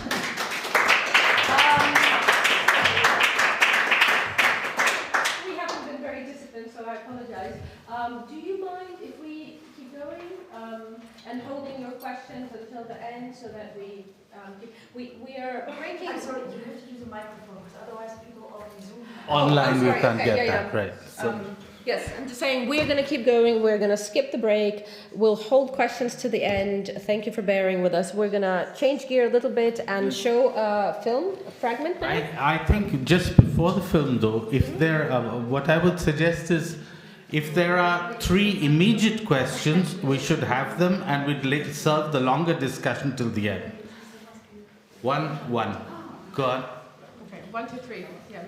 Just in order, I wasn't sure that I can manage to stay until Okay, so that's why I said let's have something. So I'm Ekaterina from here around the corner, Center of Contemporary History, Potsdam, and I'm also a historian. Actually, I'm surprised to see this event here, and actually maybe for you next time you can invite also us to discuss this topic, because we are also working on the question of decolonization in Eastern European context. I mean, there are a lot of things to say, and maybe it's like a small comment primarily for the German audience. So I think important when we're talking about this very complex topics that we do really go into context, we really put not only one argument forward, to really carefully choose our sources, so we basically work in a very profound scientific way. So I think we don't have to say to Ukrainians or people from scientific field who work with this field, so just a small comment. I mean, it's not that I would like to criticize the presentations, it's not my point here, and I think it's very important that still we have a chance to discuss it in a broad audience, any types of ideas, representations we have. But I think we were talking, and as it was presented, like the decolonization of Ukraine, that we have at least different points of view. It's like my first recommendation, maybe. Second, I would say as a person who really working with this literature, I didn't hear the people who are working on this subject, they were kind of say that they're marginalized, but I wouldn't say so, because I think that this presentation is rather marginalized in our context that we are working on. So I think for the balanced presentation, it's important to put it not only a scientific way, how you present it, for example, but also examples on the ground. And I appreciate the presentation from school, from university, but I would say it's a rather exemplified cases. And that's why in our context, because I was really asking. We just. Yeah, because like maybe small. Point well taken, Like, yes. maybe absolutely, one yeah. take for you to think. So, what was the purpose of this presentation? Who was the audience to persuade the German audience about your view you preserve, or what is really idea to think about it in a critical way? Because I'm sorry I didn't have it from this takeover. We'll take So, the next question, please. No, she was first. I just have a brief question for you. So you mentioned at the beginning of your talk that there were, people that you knew who were, in recent years switching from Russian to Ukrainian, but also that there were a lot of people switching back, is what you said. And I just was hoping that you could speak a little bit more about that and like what the motivations would be for someone to. Absolutely, yes, sure. Should we take the third question? We take the third question and then answer the three. Thank you. Okay, thank you so much. I'm a colleague of Ekaterina. I'm also working here at the ZZF at the center, and I think this presentation was a little bit given to me. So I'm I think the right audience because I'm a Russian native speaker in Ukraine. So Russian was the first native speaker I learned, also Ukrainian, of course. But I'm from Kryvyi Rih especially, and I have to tell you, so I have a lot of contacts with my friends and so on, also with people who are now sold as soldiers, who are now in the battles, and I can say you, okay, this is. I think this is not the right way of presentation what you have, because I heard a lot of different things. So I spoke with the soldiers. Of course, they speak Russian, but this is no problem. They know that they are defense Ukraine, and they are also defense their Ukrainian language. They don't feel like aliens in their own countries. This is not true. You told us that we have an oppression of the Russian language, but you show us Telegram groups which is written on Russian. You are showing us internet sites who are in Russian, in Ukrainian, and in English. So come on, it is not so bad as you try to tell us. Sorry, but answer that? Yeah, please. Thank you very much. A vast number of people write about decolonization. We are presenting a very particular view from Odessa. I've been ethnographically studying the issue for the last 4 years. Ekaterina wrote a PhD dissertation about. So there are lots of scholars. I'm glad that you came, and this discussion can keep going. And I hope we're opening a space for genuinely different views, because and you asked whom this is for. This is for a German audience, for an international audience, as well as a Ukrainian audience, which has been listening to mainstream media, which presented a very simplified two-dimensional story. We can continue. I have to deal with. But thank you very much. Open dialogue is exactly what we're for. This is a very complicated story. I gave an hour-long talk. We overran time last year. You can look on YouTube. There's a more historical talk, etc., etc. This question is very good. So I have quite a few people in my ethnographic field who switched to Ukrainian, many before 2022, even before 2014, as a matter of their dedication to their particular vision of nationalism. Switching back has become very common precisely because of the top-down state-run policies which make you pay fines if you misspeak. So the outpouring of goodwill towards Ukrainian language, which did happen in 2022, has been drastically diminished, because now in many circles Ukrainian is thought of as a language of compulsion, and bizarrely, paradoxically, Russian is thought of as the language of freedom and speech, free speech and intimacy, because it's the language that is forbidden. So for post-Soviets, whether in Russia or anywhere else in the post-Soviet space, things that are forbidden are the sweet things, right? So this policy has bizarrely turned Russian into a language of freedom. This is something that the government is also aware of. So in a survey that was recently conducted in schools, one of the questions they asked, do you and your friends think that Russian is a cool language, that it's a language of the freedom of expression? So obviously they're onto this, because this really is happening. And part of the shift also, including in Western Ukraine, in popular, very patriotic music, has been to Russian, right? For this reason.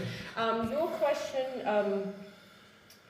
that you don't, on the front, right, on the front, this is not an issue. The issues on the front are very different. Steel flying at your head and drones dropping stuff on your head is the problem, right? So, of course, on the front, soldiers who are not in communication with the ideological classes that press this on people are, of course, not bothered by this. But at the same time, soldiers who are in communication with what's going on in the rear are bewildered and feel alienated. So I will quote you two soldiers. One, an acquaintance of mine and a husband of my close friend, who was a stormer, a storm brigader, and now is working in the Odessa region as an air defense PVOshnik.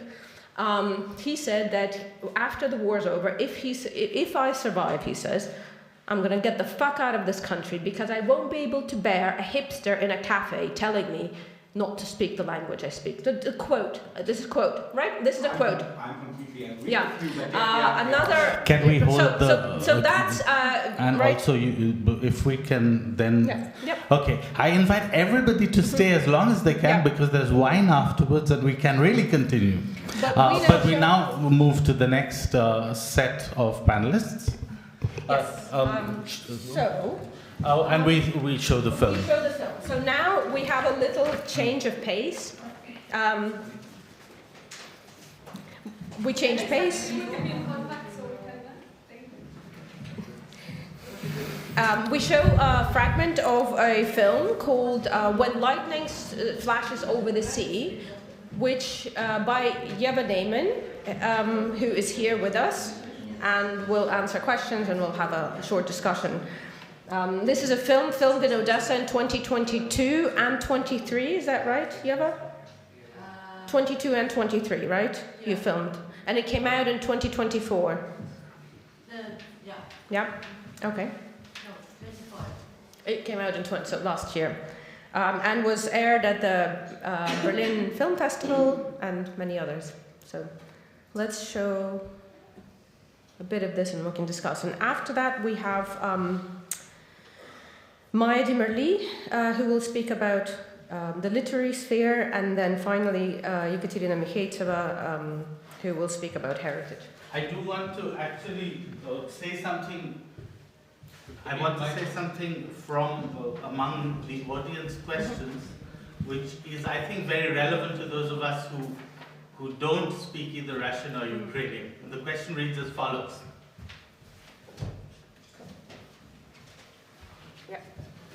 For those of us who speak neither Russian nor Ukrainian, can you say something about how closely they are related?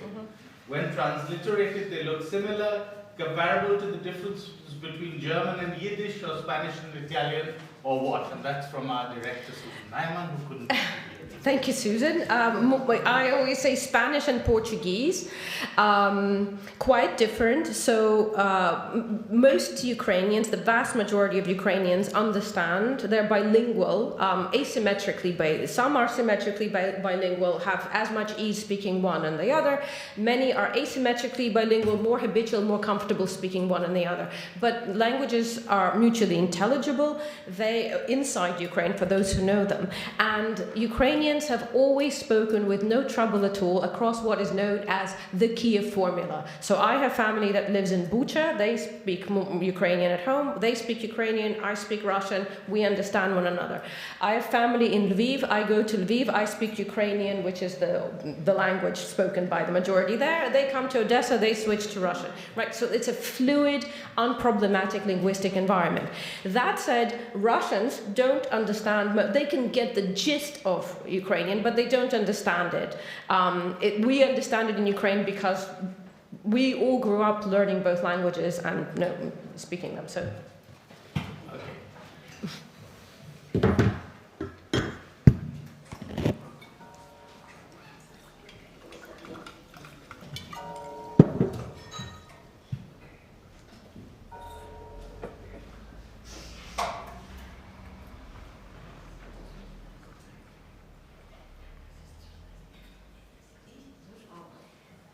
Самое главное – это жизнь.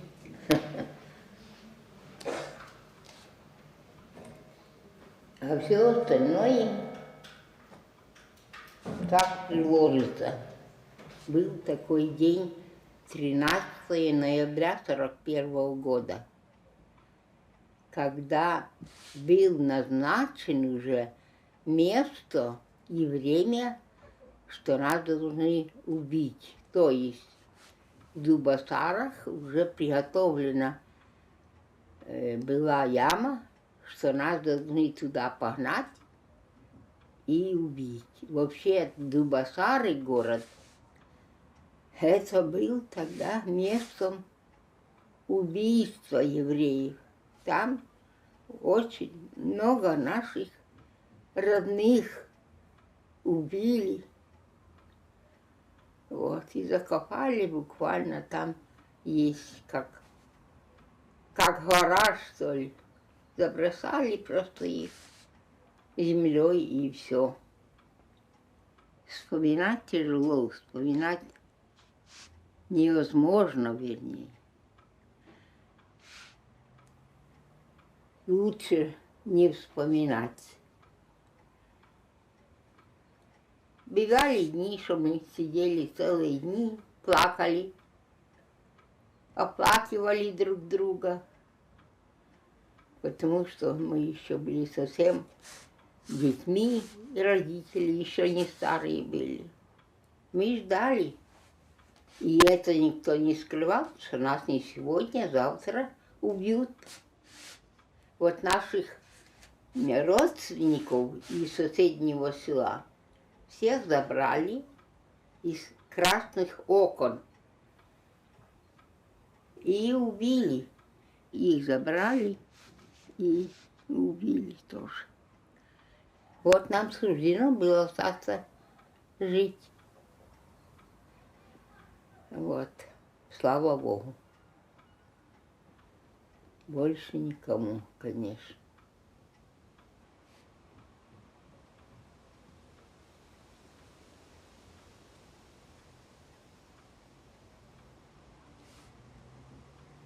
Ich habe gerade eine ältere Schwester, Люба hat sie geheißen. Gewinn stark, ein schön Mädel. Gestorben. Und ich bin geblieben. Ja.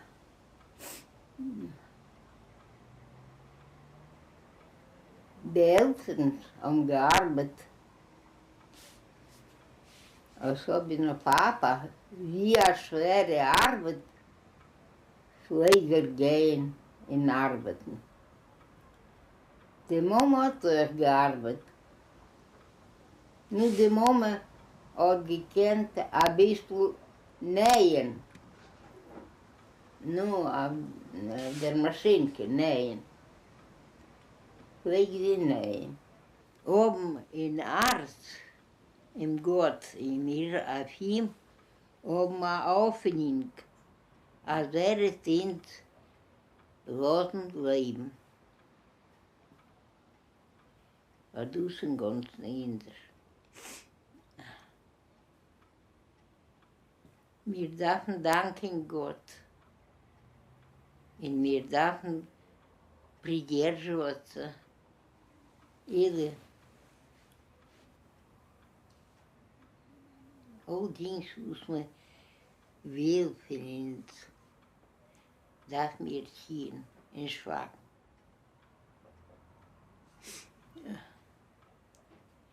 Den Sündigen tun wir nicht. Wir sind ausgeführt geworden. Und wir sind geblieben leben. Wir tun nicht Sündigen, so das Leben ist. So es ist, darf mir danken Gott.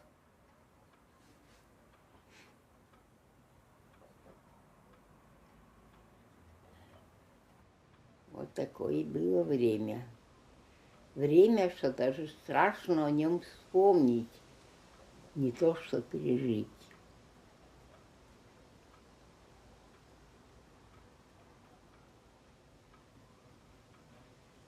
Die Mama ist gewesen an Nähtouren. Ich soll euch het nähen.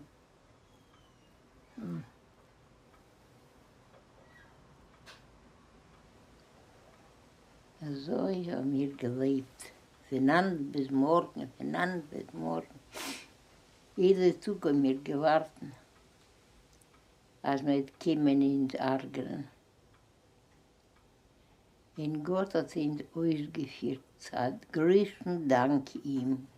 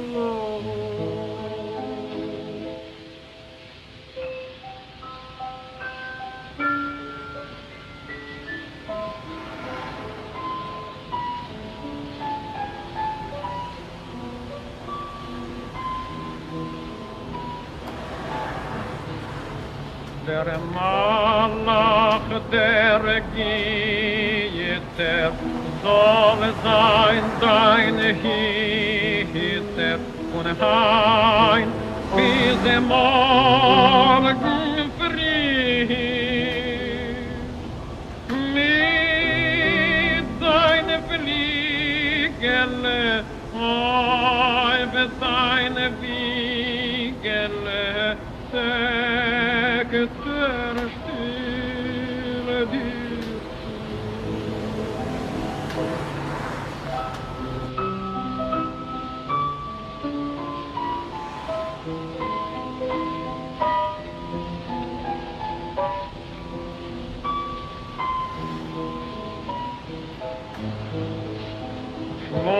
Schlafschein in Frieden, weiß von keine Leiden, Schlaf meine Tage Kind, mach so deine eigene, mein Tage Feigele, schlafe dir heute. Mach so deine eigene, mein Feier, Feigele, schlafe dir heute.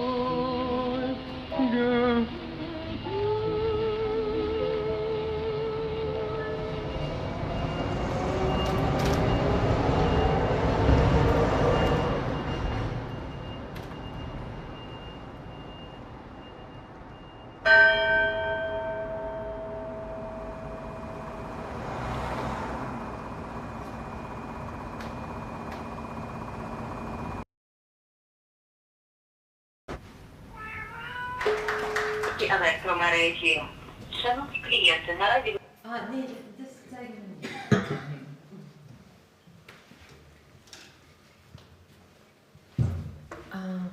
Ja, guten Tag. Ich bin Eva Neymann. Ich bin Filmemacherin, Autorin von dem Film. Also Fragment haben Sie gerade gesehen. Ja, Dankeschön. Ich bin immer noch die Eva Neymann, also ja. Also ich bin keine Wissenschaftlerin, wie gesagt Filmemacherin, ja? Und ich verfüge über keine Statistiken. Ich kann mit Ihnen nur meine persönlichen Beobachtungen teilen und über meine persönliche Erfahrung berichten. Wir fangen mit der Beobachtung an. Ja, über die Filmindustrie, über die Filmszene in der Ukraine, jetzt kann ich nur das Beste berichten. Also die Dokumentarfilmindustrie boomt und gedeiht. Es werden fantastische, sehr starke Filme gemacht. Sie genießen eine internationale Anerkennung und das wohl gerecht. Und das alles dank der europäischen, vor allem europäischen Förderprogrammen und Grants, sowie Europe Solidarity for Ukraine, Generation, also Arte Generation, Orimage und so weiter. Seitdem Ukraine als Opfer im Rampenlicht steht, ist das Interesse für Ukraine natürlich sehr gestiegen. Somit kriegt Ukraine und die Filmemacher, die Talente, auch die Chance, die Filmemacher vor allem, die kriegen die Chance, ihre Karriere wirklich so gedeihen zu lassen. Das ist schön. Es gibt aber eine weniger erfreuliche Nachricht. Die europäischen, also überhaupt alle relevanten Förderprogramme sind wettbewerblich angelegt. Das bedeutet, wer zahlt, der schafft die Nachfrage. Und wenn wer durchgehen möchte, muss sich natürlich anpassen. Also das bedeutet, das ist schon mal Druck von außen. Und wie sieht es intern aus? Intern gibt es auch gewiss ein gesellschaftlicher und kultureller Druck, von dem meine Kollegen Sprecher eben erzählt haben. Es gibt Gesetze über die Sprache, es gibt Mediengesetze. Russisch ist im öffentlichen Raum ist so gut wie verboten. Und es gibt auch informelle Konsens, wo manche Themen vielleicht irgendwie gemieden werden sollen, um nicht missverstanden zu werden, um nicht, das ist quasi alles natürlich. Und die europäischen Förderer haben starkes Mitspracherecht bei Themenauswahl, die im Rahmen der internen Dekolonisierung und Ukrainisierung gibt es auch gewisse Beschränkungen. Alles ist verständlich, bloß bleibt dann das Resultat. Also das Resultat ist, dass die Realität in der Ukraine wird von den Filmemachern, von den Dokumentaristen reflektiert zu einigen sehr wichtigen Aspekten. Aber Schlüsselwort zu Problem ist einige wichtige Aspekte. Ja, und das führt vielleicht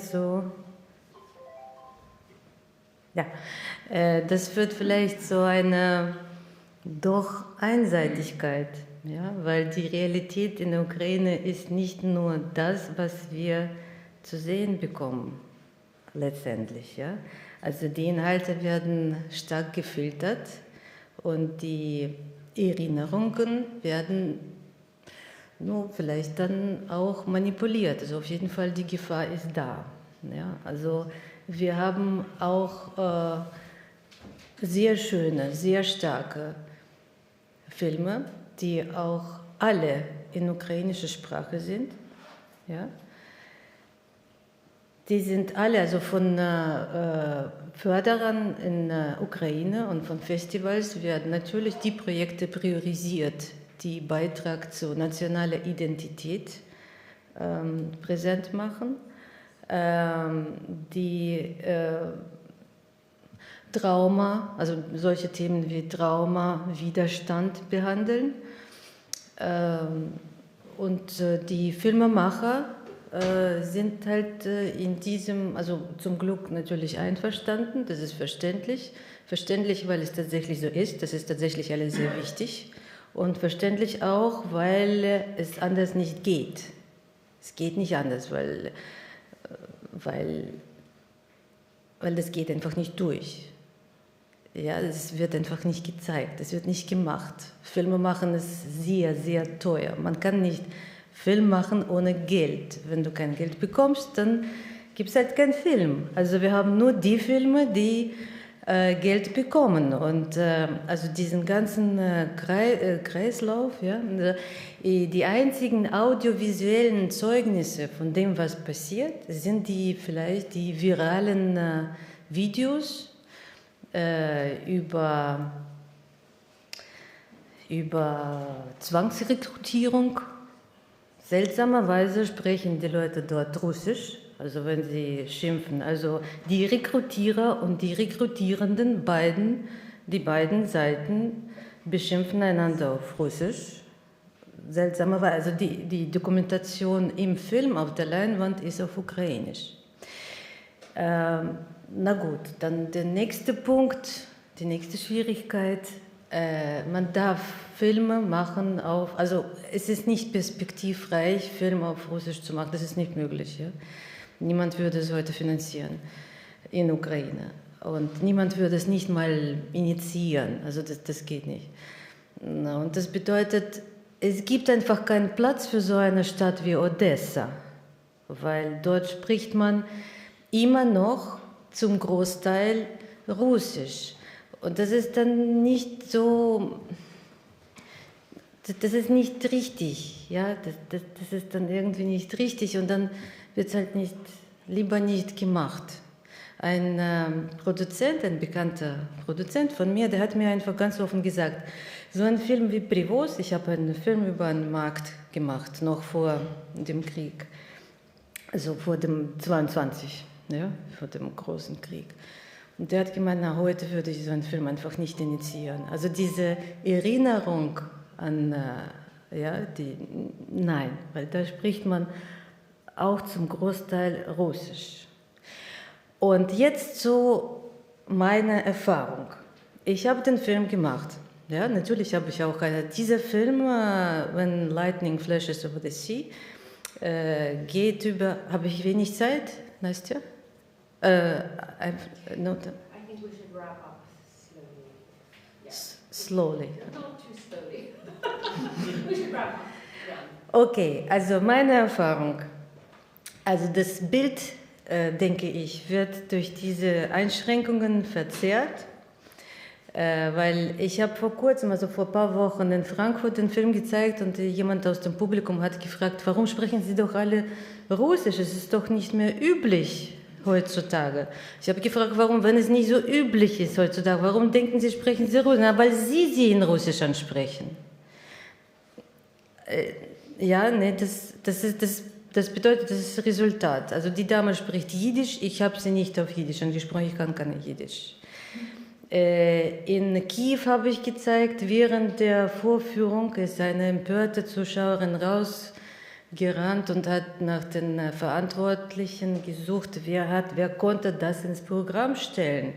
Ja, weil erstens wird auf Russisch gesprochen, zweitens ein Kind hier im Film sagt auch, ich hätte gewünscht, ich wünsche mir viel Geld mit einem Klick im Internet.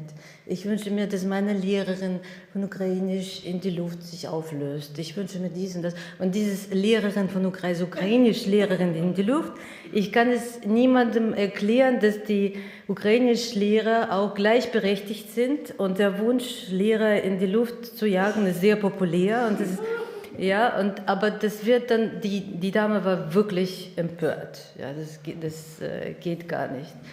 Und ich habe auch ein Lied benutzt in dem Film, das ist im zweiten Fragment, was euch heute wahrscheinlich nicht gezeigt wird. Ja, das ist ein Romanze, heißt «Снится мне в сад под венечным уборе». Das ist eine Romanze. Diese Romanze ist entstanden. Also die Entstehungsgeschichte ist sehr interessant und sehr, sehr rührend, weil das ist eine Liebeserklärung von den Autoren von diesem Lied. Es war ein Mädchen aus Odessa, ja, die ihre Liebeserklärung geschrieben hat. Das war ein Gedicht. Und ihr Geliebter war ein Komponist, ja, der kam aus meiner Heimatstadt Zaporizhzhia, Alexandrowsk damals. Und Diese zwei junge Menschen haben sich in Odessa getroffen und diese Romanze ist entstanden. Für mich ist es eine Liebeserklärung an Odessa. Jemand, also kaum einer kennt diese Geschichte natürlich, man hört Romanze in Russisch und empört rennt man raus und stellt mich zur Rede bei der Diskussion nach dem Film. Wie kommt's, wolltest du uns provozieren mit der russischen Romanze? Diese russische Romanze ist in Odessa, von Odessa Menschen entstanden. Ich muss hier, ja, Leute verstehen kein Deutsch, ja, deswegen ist Anastasia nicht interessant mir zu sagen. Ja, ja, danke schön.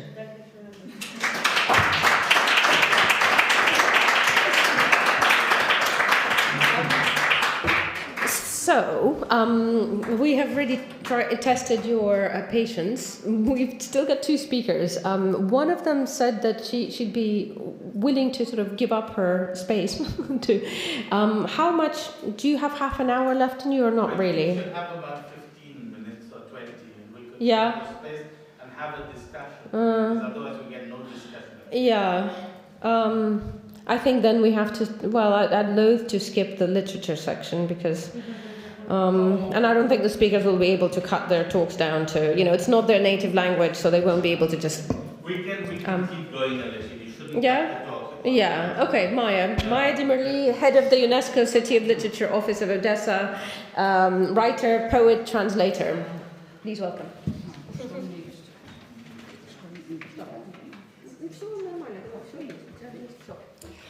Oh, hello. I wonder if we should just go grab So- glasses of wine now? Yeah, and then sit and continue with wine because it has been... Let us start, we can... Yeah, давай паузу, мы сейчас вино схватим, уже сварим. Yeah, that's just... Bring the wine in. Yeah, bring the wine in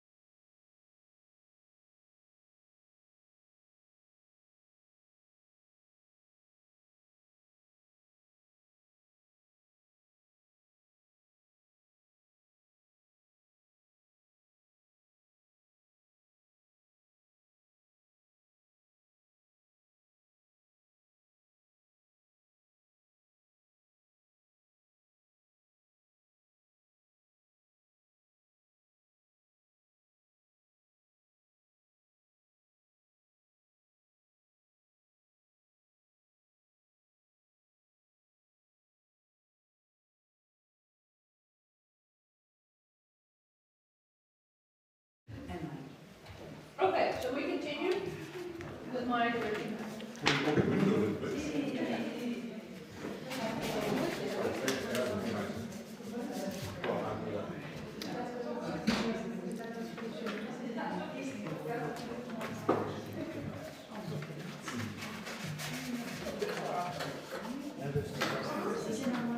on.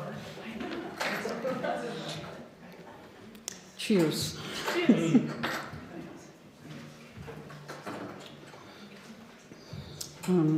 So I would like to start with my gratitude to Ben. Thank you so much for inviting us here. And I asked myself what I am doing here, why I'm here today. I'm here today because I support it, and I would do this again and again. I supported the revolution of dignity. And here because I remember the times when Ukrainians were really united without any filters. And I believe that these times came back to us and can be returned. And I very, very hope for that. And we are talking about some paradoxes here. And these paradoxes, unfortunately, much more separated than uniting. I'm sorry for my English. I'm not very well in it, and that's why I will read my text. It maybe allow me to be much more faster than my colleagues before me. So my part is about language, literature, and publishing. I'm sorry, I forgot my glasses.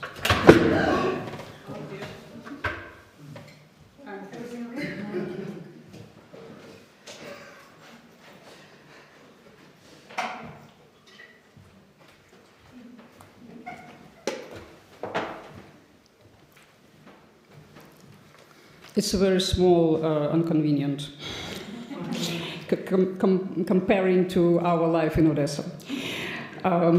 So this policy framework, what has been implemented? Ukraine is undergoing a large-scale transformation of its literary and publishing landscape, commonly described as decolonization.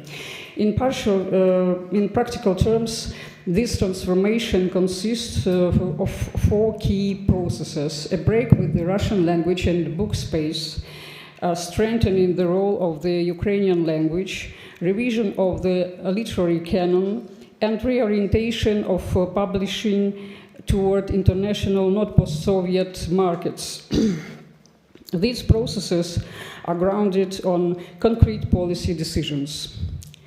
The 2019 language law, which requires the use of Ukrainian not only in all official settings, but in all public spaces, including schools, cinemas, restaurants, shops, and which introduces language ombudsman and fines for linguistic non-compliance. The ban post-2022 on importing, selling, and distributing books from Russia.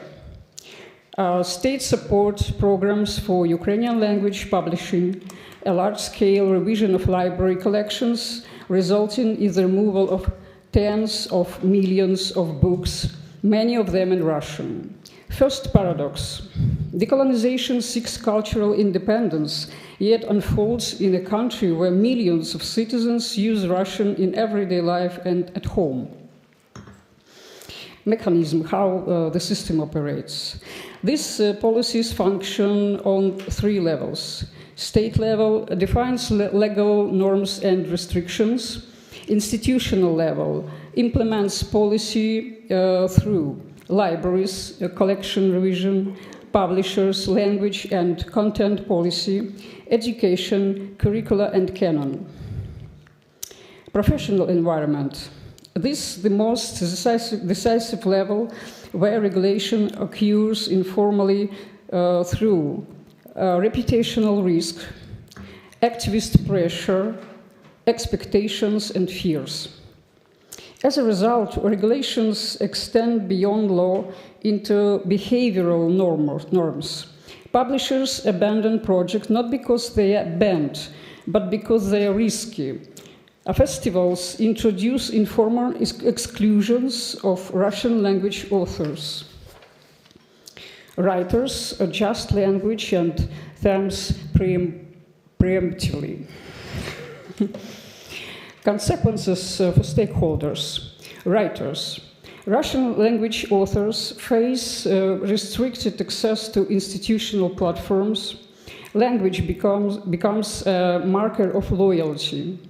Self-censorship increases. At the same time, informal collaboration across language lines persists, but largely outside official spaces. Publishers. Increasingly guided by risk avoidance rather than editorial judgment.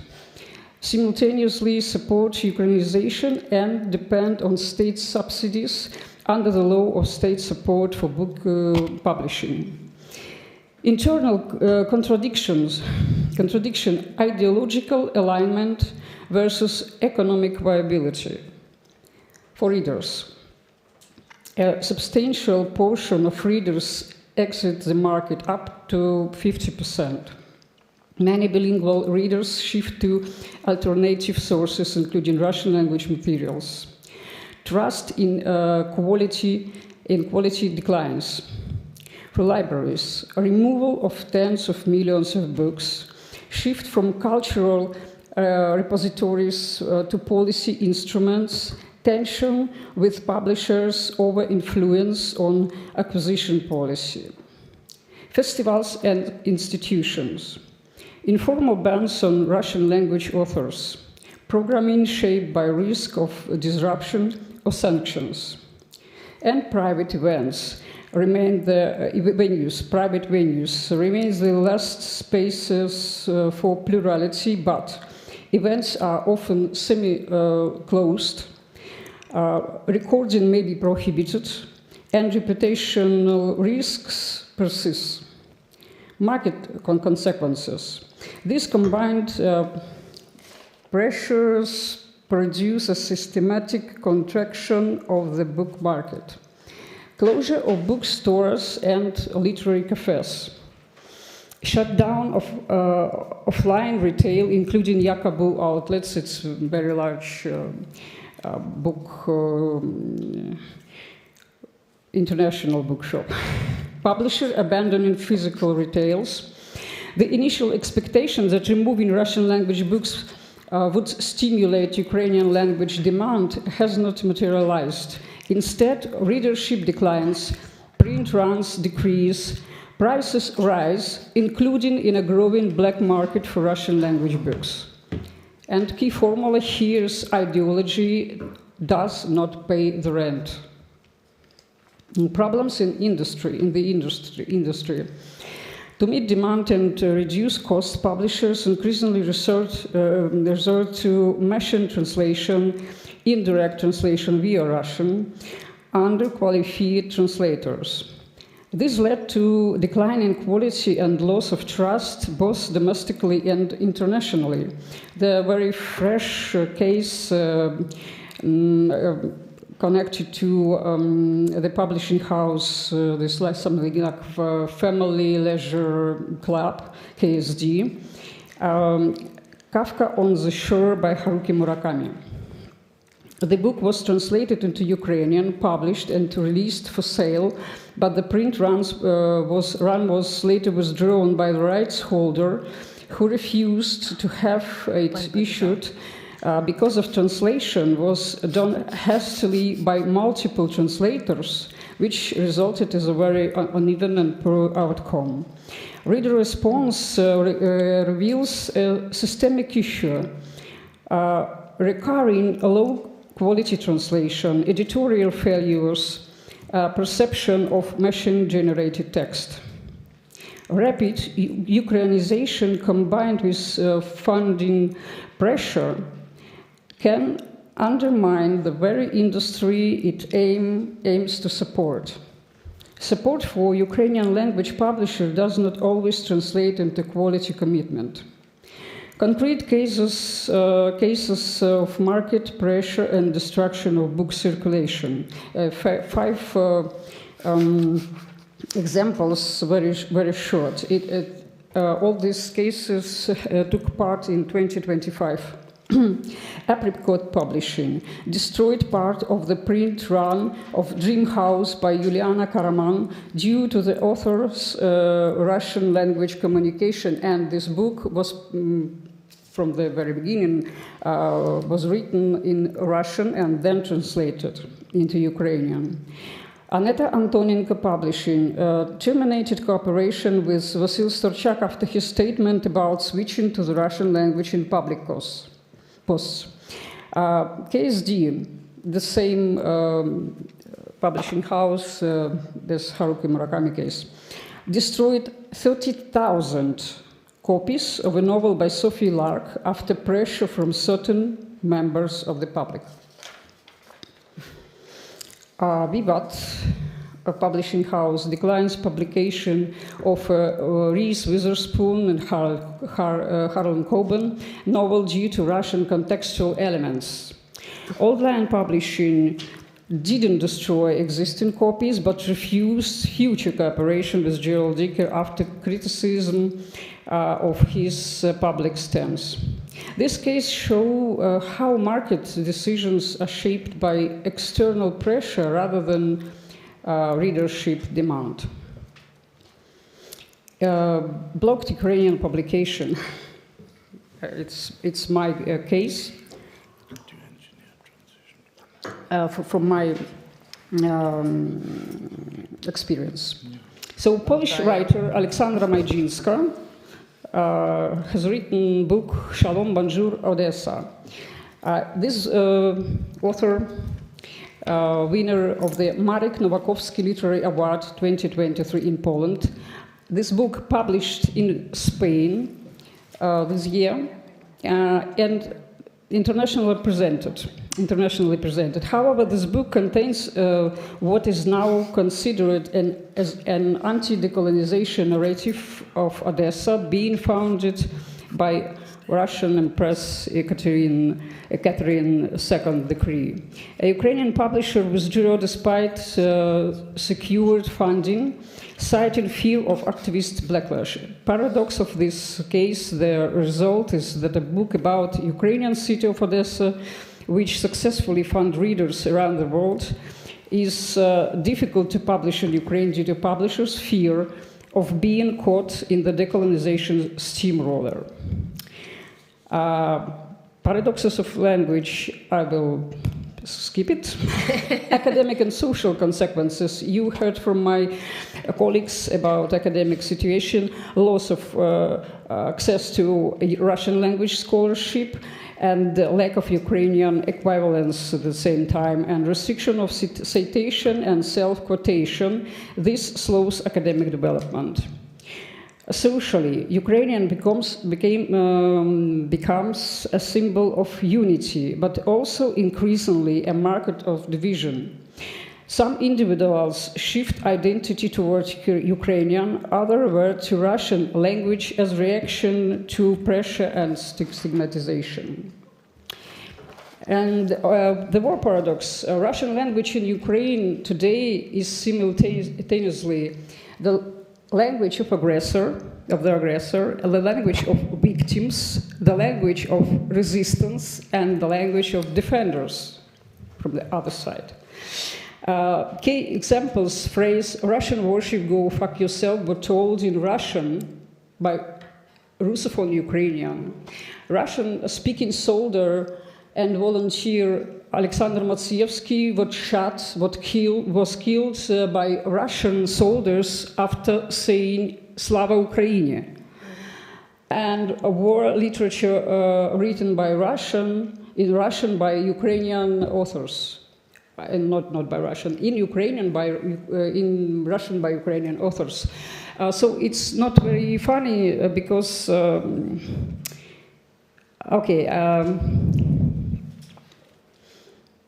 from isolated conflict to systematic pattern, a clear progression is observable.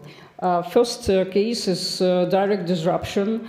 The example is cancellation of Nobel Prize winner Svetlana Alexievich appearance in Odessa in 2018 during the Green Wave Book Fair after threats and her inclusion in the meritorious database hours before her speech. It's a special website where you can find the names of enemies of Ukraine. But after a few hours later, the writer's name disappeared from the website, but she and the organizers continue receiving threats. So this meeting was cancelled. Next case, institutional constraints. Closure of literature magazine Show due to legislation requiring full Ukrainian language duplication, making publication economically inviable. Exclusion from public platform. Russian language authors are no longer invited to public events. In internal and international self-censorship. So you know that festivals, literature festivals abroad, in Europe and so on, they just first think and after invite names. So conclusion, the system operates not only through bans, but through changing conditions of possibility. I'm close to the end. Yeah. Canon revision and institutional role. A key actor is the Ukrainian Institute of National Memory. The following authors are subject to decolonization, but not only they: Isaac Babel, Ilya Ilf, and Evgeny Petrov, Ivan Bunin, Mikhail Bulgakov. And paradox, Ukraine distances itself from authors already embedded in world literature. For example, the 20 Chairs by Ilya Ilf and Evgeny Petrov has over 20 screen adaptations in 15 countries. An additional paradox, an institution dedicated to memory contributes to institutionalized forgetting. And we have the... I think that's a very good final point. What do you offer? We offer forget. Yeah. Structural issue. The structural issue, decisions of the institute may be revised retroactively by institute with inconsistent reasoning. So initiatives of removal and destruction of books, a distinct layer involves organized removal of Russian language books, library withdrawals frames as cultural cleansing, public campaigns collecting enemy books to recycling. Yeah? Inclusion of world literature, academic text translations. Example, there was a photo on social media showing Orwell's novel 1984 in a pile of discarded books. So selection is based not on content but on language. And final systemic paradox. Across all levels, a consistent logic emerges. There are few explicit bans, but structural conditions make certain forms of literature increasingly impossible. And conclusion. Ukrainian literary decolonization is not simply language policy. It is rapid restructuring of a cultural system under wartime pressure. Its central risk lies in oversimplification. When language becomes the dominant filter, quality declines, cultural complexity erodes, internal divisions deeper. Because language is not only politics, it's also memory, biography, and lived experience. And when its complexity is ignored, the process risks undermining its own objectives, affecting not only culture, but also science, education, and social cohesion. Thank you so much.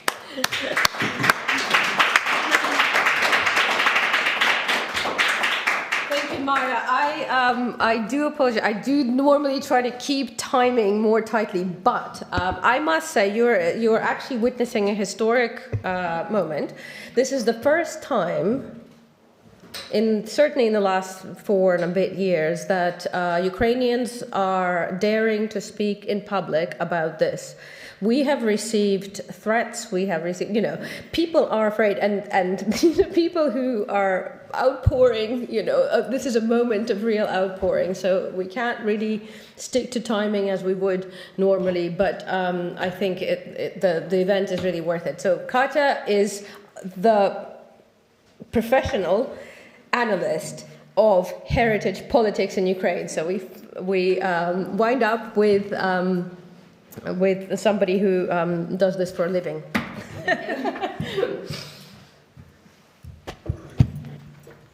Hello, everyone. Oh, I don't need it, but so Katya will speak in Ukrainian. I like heels. Hello, everyone. Hello, Mikheitseva. Forum. Thank you for your invitation. Thank you for our meeting. Today, we already had many very interesting talks from different colleagues from different areas. And I understand you're very tired, but I promise it's last hour. So Katya will speak in Ukrainian, and I will translate. With your permission, I'm a little summarize and spoke also about my opinion. And since Germany is a country where you can speak any preferred language, I will speak in Ukraine, and Anastasia will great you. Thank you for your agreed to translate me for your friends. Thank you. Мене звуть Ekaterina. Я є громадянкою України, я є донькою, я є сестрою, я люблю рок-музику, біле віно, я викладач. І це, мабуть, один з маленької частини з моїх мільйонів самоідентифікацій. І в цих ідентифікаціях є одна спільна мрія.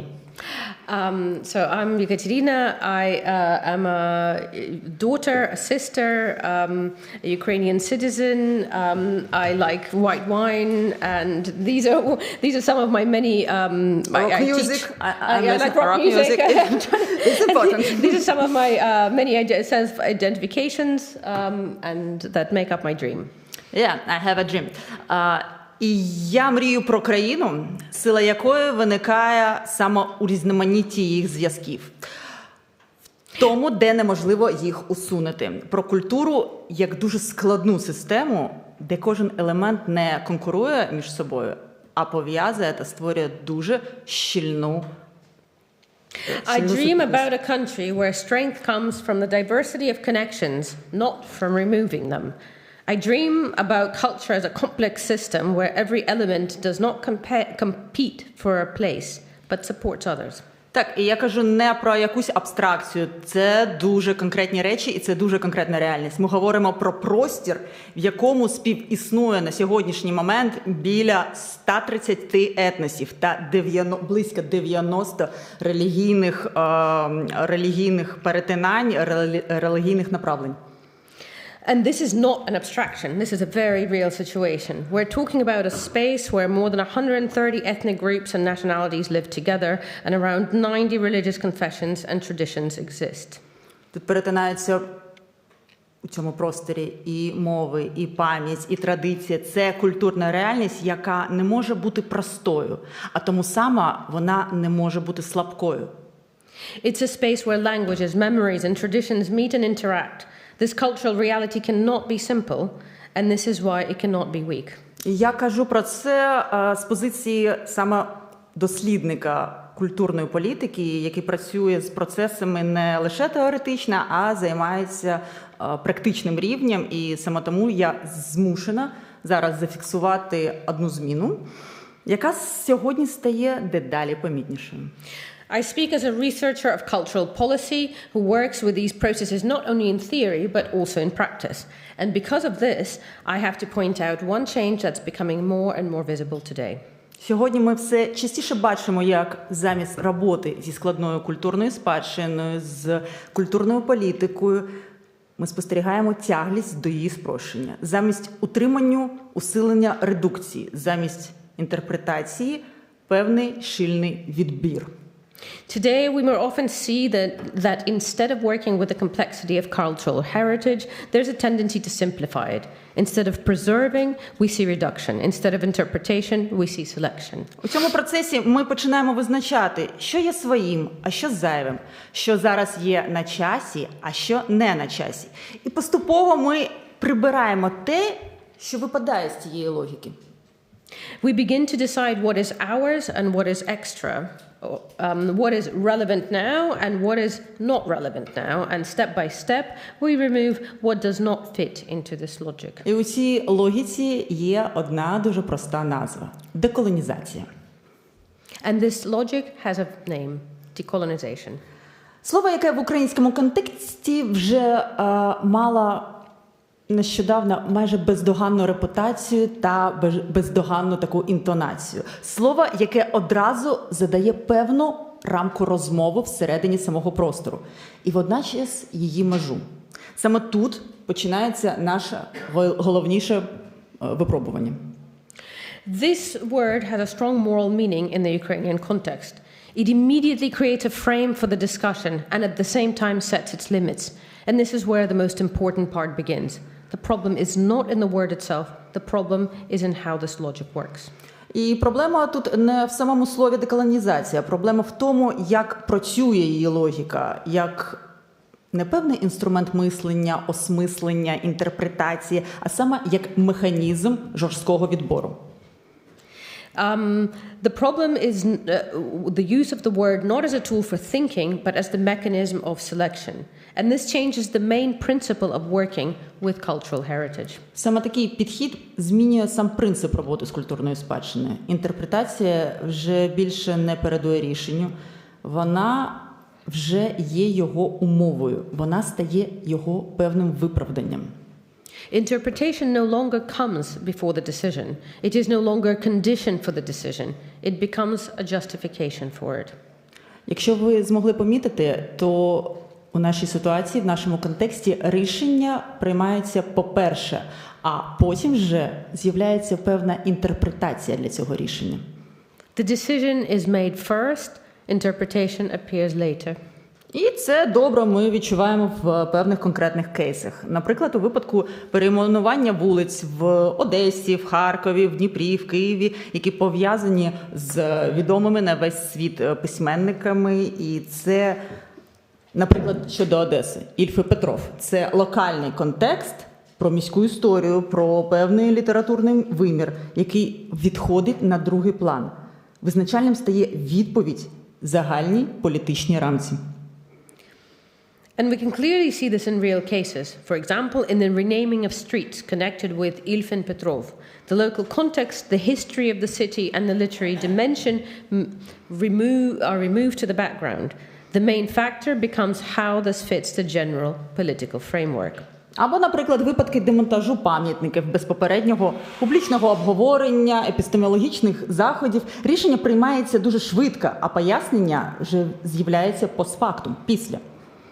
Or cases when monuments are removed without public discussion, the decision is made quickly and the explanation comes later, post factum. Ще більш показовим є приклад, про який згадували також мої колеги. Це пам'ятник засновникам Одеси і той багатошаровий контекст, який несе в собі цей пам'ятник, тож він був зведений до повного нуля. Він був зведений до однієї характеристики, до одного слова – імперський. An even more clear example is the monument to the founders of Odessa. A complex historical context was reduced to one definition, imperial. At this moment, the object stops being something to interpret, it becomes something to classify. І ось уявіть собі, в один момент цей величезний об'єкт, який відіграє і історичну, і культурологічну, і певне мистецьке значення, він перестає бути предметом інтерпретації, і він стає об'єктом класифікації.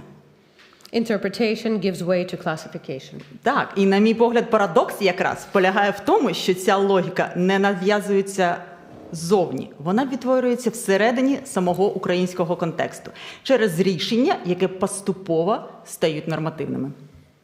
In my view, the paradox is that this logic is not imposed from the outside. It's reproduced inside the Ukrainian context itself through decisions that slowly become normal. Ми не будемо занурюватися зараз до закону України про засудження російської імперської політики, тому що колеги також до неї зверталися, про саме цей фіксування механізму демонтажу, переномінування, перегляду символічного простору. Головне сказати про те, що сам по собі цей крок зрозумілий у контексті війни. We can see this not only in the separate practices, but also at the level of law. The law of Ukraine about the condemnation and prohibition of Russian imperial policy, which was mentioned already, defines mechanisms for removing, renaming monuments and places and changing the symbolic space. This step is understandable in the context of war and the need to respond to imperial narratives. But there's another important point. Вперше ця логіка відбору переноситься з певного рівня інтерпретації на рівень норми, нормативно-правового поля. For the first time, the logic of selection moves from particular interpretation to the level of norm. І це дійсно принципово змінює ситуацію. Те, що до цього вимагало складної інтерпретаційної роботи, розгляду, експертних підходів, тепер дедалі частіше мають відповідати просто певним критеріям. Їх доля вирішується через критеріальний апарат. And this changes the situation in a fundamental way. What earlier required complex interpretation is now more often solved through formal criteria, preset. І у цьому результаті культурні об'єкти починають визначатися не через свій культурний зміст, не через мистецький досвід, який ми можемо отримувати, а саме через належність до певного історичного періоду. As a result, cultural objects are defined not only by their meaning, but by their belonging to a certain historical frame, preset again. At this moment, we see another change that's not always clearly explained. І саме в цей момент з'являється якраз ще одна зміна, яка не завжди артикулюється прямо у суспільстві. Культурна політика починає функціонувати в режимі прискореного прийняття рішень, де політична доцільність випереджує інтерпретацію. І це не обов'язково декларується як намір, але це стає дуже помітним ефектом. Cultural policy starts to work in a mode of fast decision-making where political necessity comes before interpretation. This is not always declared as an intention, but it becomes visible as an effect. Ось саме цей ефект ми спостерігаємо в практиках, коли демонтують, перейменовують, якось надають інше визначення символічному перегляду взагалі якихось культурних об'єктів або артефактів культурної спадщини. І рішення з'являється швидше, аніж їх осмислення.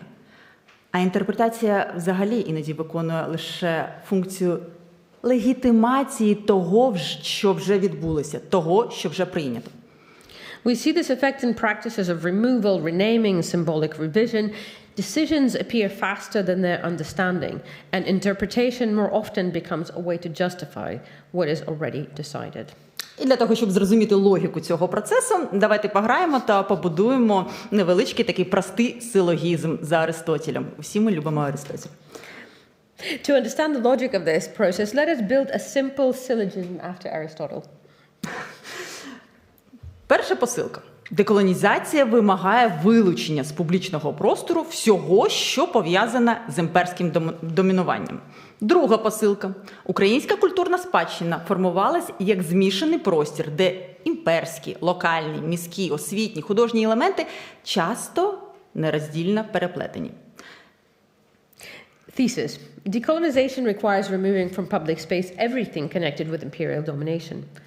Antithesis. Ukrainian cultural heritage was formed as a mixed space where imperial, local, urban, educational, and artistic elements are often closely connected. Intermediate conclusion.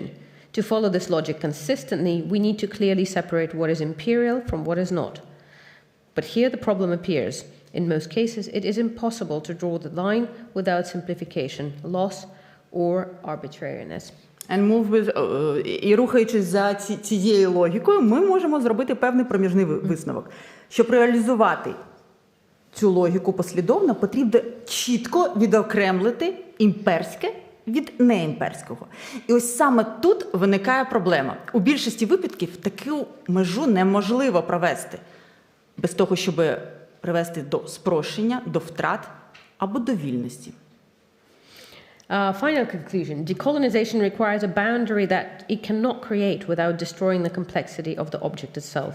And this is the aporia. What is declared as liberation starts to work as limitation. Щось ви дуже швидко перекладаєте. Щось це? Right. I think це дійсно апорія, тому що фінальний висновок цього про те, що деколонізація вимагає межу, яку вона вже не може встановити без руйнування складності самого об'єкту. А отже, це означає, що культурна спадщина не може розглядатися як якась складна система. Тут ось ця сама апорія виникає, сама хибність логіки, яку обирає деколонізація. And this is the aporia. What is declared as liberation starts to work as a limitation. Те, що декларується як звільнення, починає працювати як обмеження. А ця логіка проявляється не лише в рішеннях, але й в мові. And this logic appears not only in decisions, but also in language. Об'єкт, який одразу не демонтують, його спочатку якось називають, дають йому якесь мовленеве означення. Коротко, без пояснень, але дуже-дуже часто, багаторазово повторюючись у медіа, у публічному просторі, де-інде. The object is not removed yet, but it is named first. Quickly, shortly, in one word, without explanation, and many times repeatedly, iteratively. Imperial, foreign, occupier. І в якийсь момент це стає очевидно. Це вже не опис, це вже рішення. Слова починають працювати як інструмент культурної політики. І тоді простір для інтерпретації зникає. У вас менше слів, менше варіантів для думки. І саме тут викликає ось ця і виникає те саме ключове протиріччя. And at some moment it becomes clear this is no longer a description, it is already a decision. The word starts to work as a tool of cultural policy, and then the space for interpretation disappears. Fewer words, fewer ways to think. And here we face a key contradiction. Ось уявіть, що прагнення звільнення призводить до нових форм обмеження. Робота з культурною спадщиною зводиться до її скорочення та певної симпліфікації. І це не випадковість, це наслідок змішування різних підходів – постколоніального, деколоніального, деколонізаційних практик, без чіткої межі і усвідомлення, що є що, і розділення. The desire for liberation, so this is the key contradiction. The desire for liberation creates a new form of limitation. Work with cultural heritage turns into its reduction. And this is not accidental. It's the result of mixing different approaches, post-colonial, decolonial, decolonization, without clear boundaries between them. І ось у результаті формується та сама універсальна логіка, яка однаково застосовується до різних об'єктів, до різних історичних, культурних контекстів і різних ситуацій. As a result, a universal logic appears, which is applied to different objects, contexts and situations in the same way. Ось саме це буде визначати характер будь-яких рішень – від означення до витиснення. Але в умовах зовнішнього тиску і війни ця логіка має ще один ефект. And this defines the nature of decisions, from naming to exclusion. But in conditions of external pressure and war, this logic has one more effect. Замість того, щоб працювати зі складністю, ми її спрощуємо. Замість того, щоб використовувати культурні ресурси, ми їх звужуємо. І в якийсь момент це починає працювати як певна форма нашого національного культурного самообмеження. Ми втрачаємо здатність утримувати складність, а разом з цим і здатність культури відтворювати саму себе. Instead of using cultural resources, we reduce them. Instead of working with complexity, we simplify.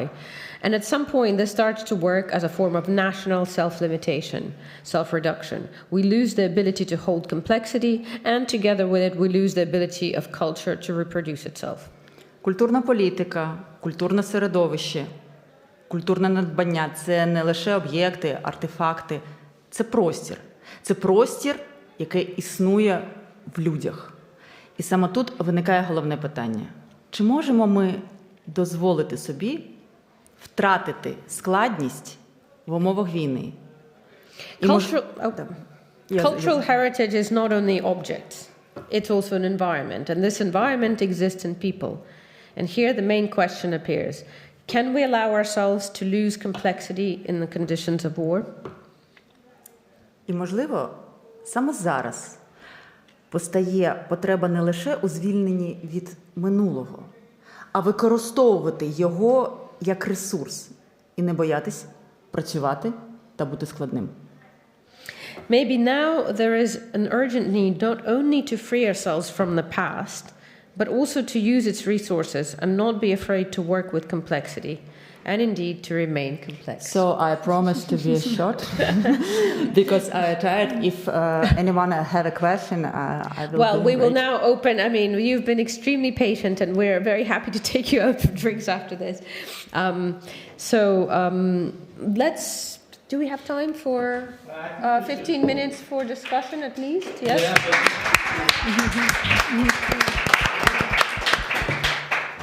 Whatever we're allowed. From here, which is something that has applied across.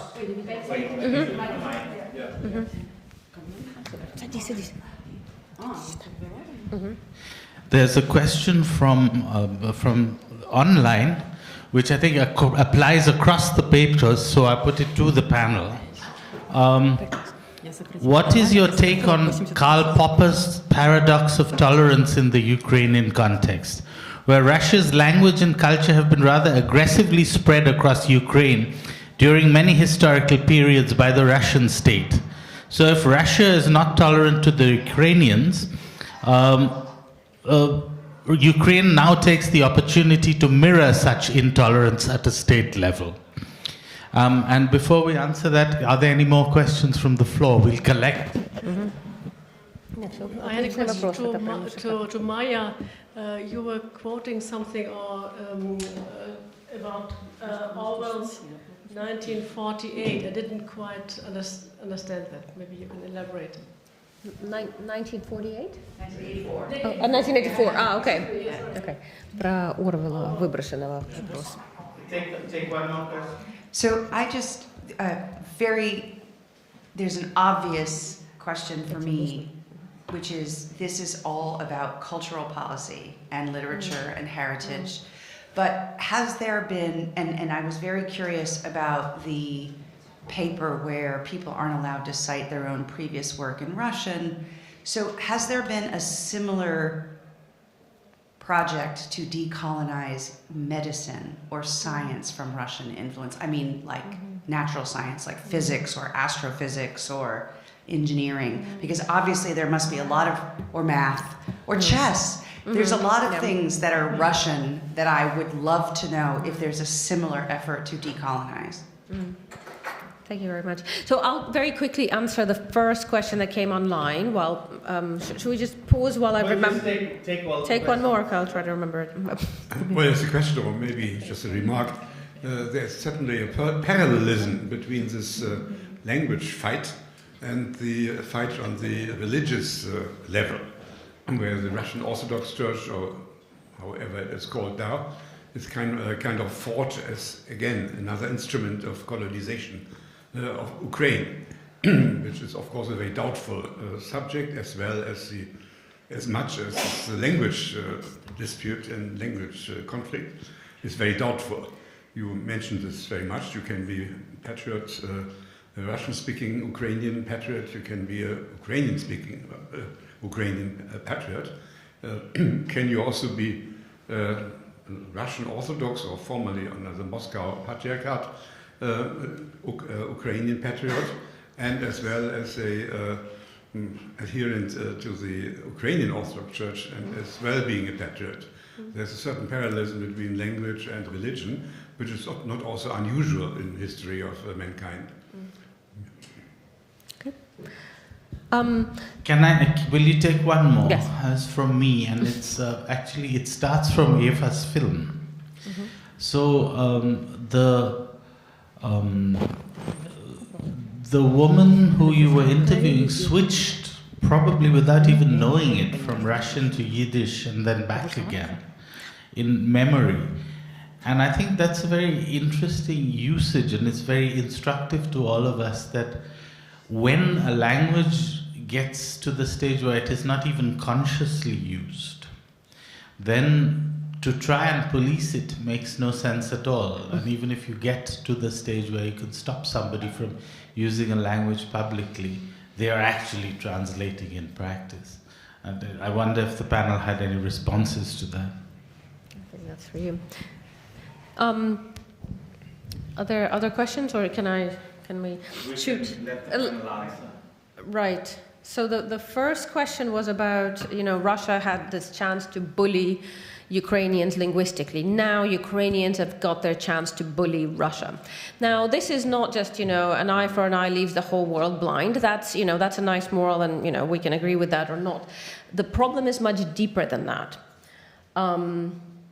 Ukrainians have been voting, then going out onto the streets, then dying, and now dying in huge numbers for a state, for a political entity to live in that differs drastically from Russia, that is not authoritarian, that is democratic, that values human life rather than devalues it, that does not bully, but rather allows the freedom. And, these may feel like distant horizons now when democracy is in suspense in Ukraine, when we are living under a state of emergency, etc. But these are the horizons for which people have come out. We never had a Ukro-Maidan, we had a Euro-Maidan, okay?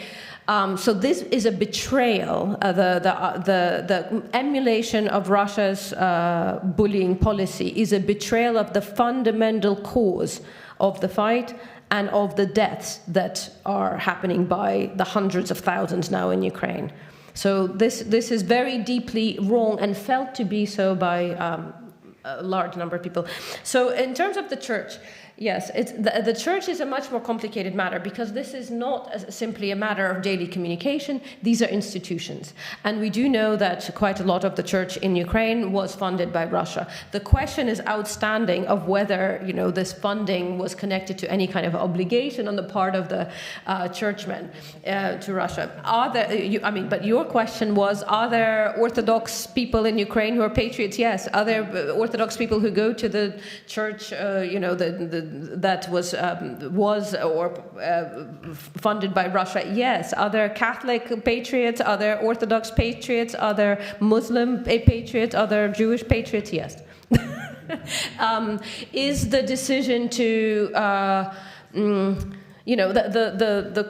this for me is a much more, I don't focus on this particularly, but this for me is a much more complicated issue than the language issue, which is, the language issue is simply gratuitous. It's uncalled for by the vast majority of the population.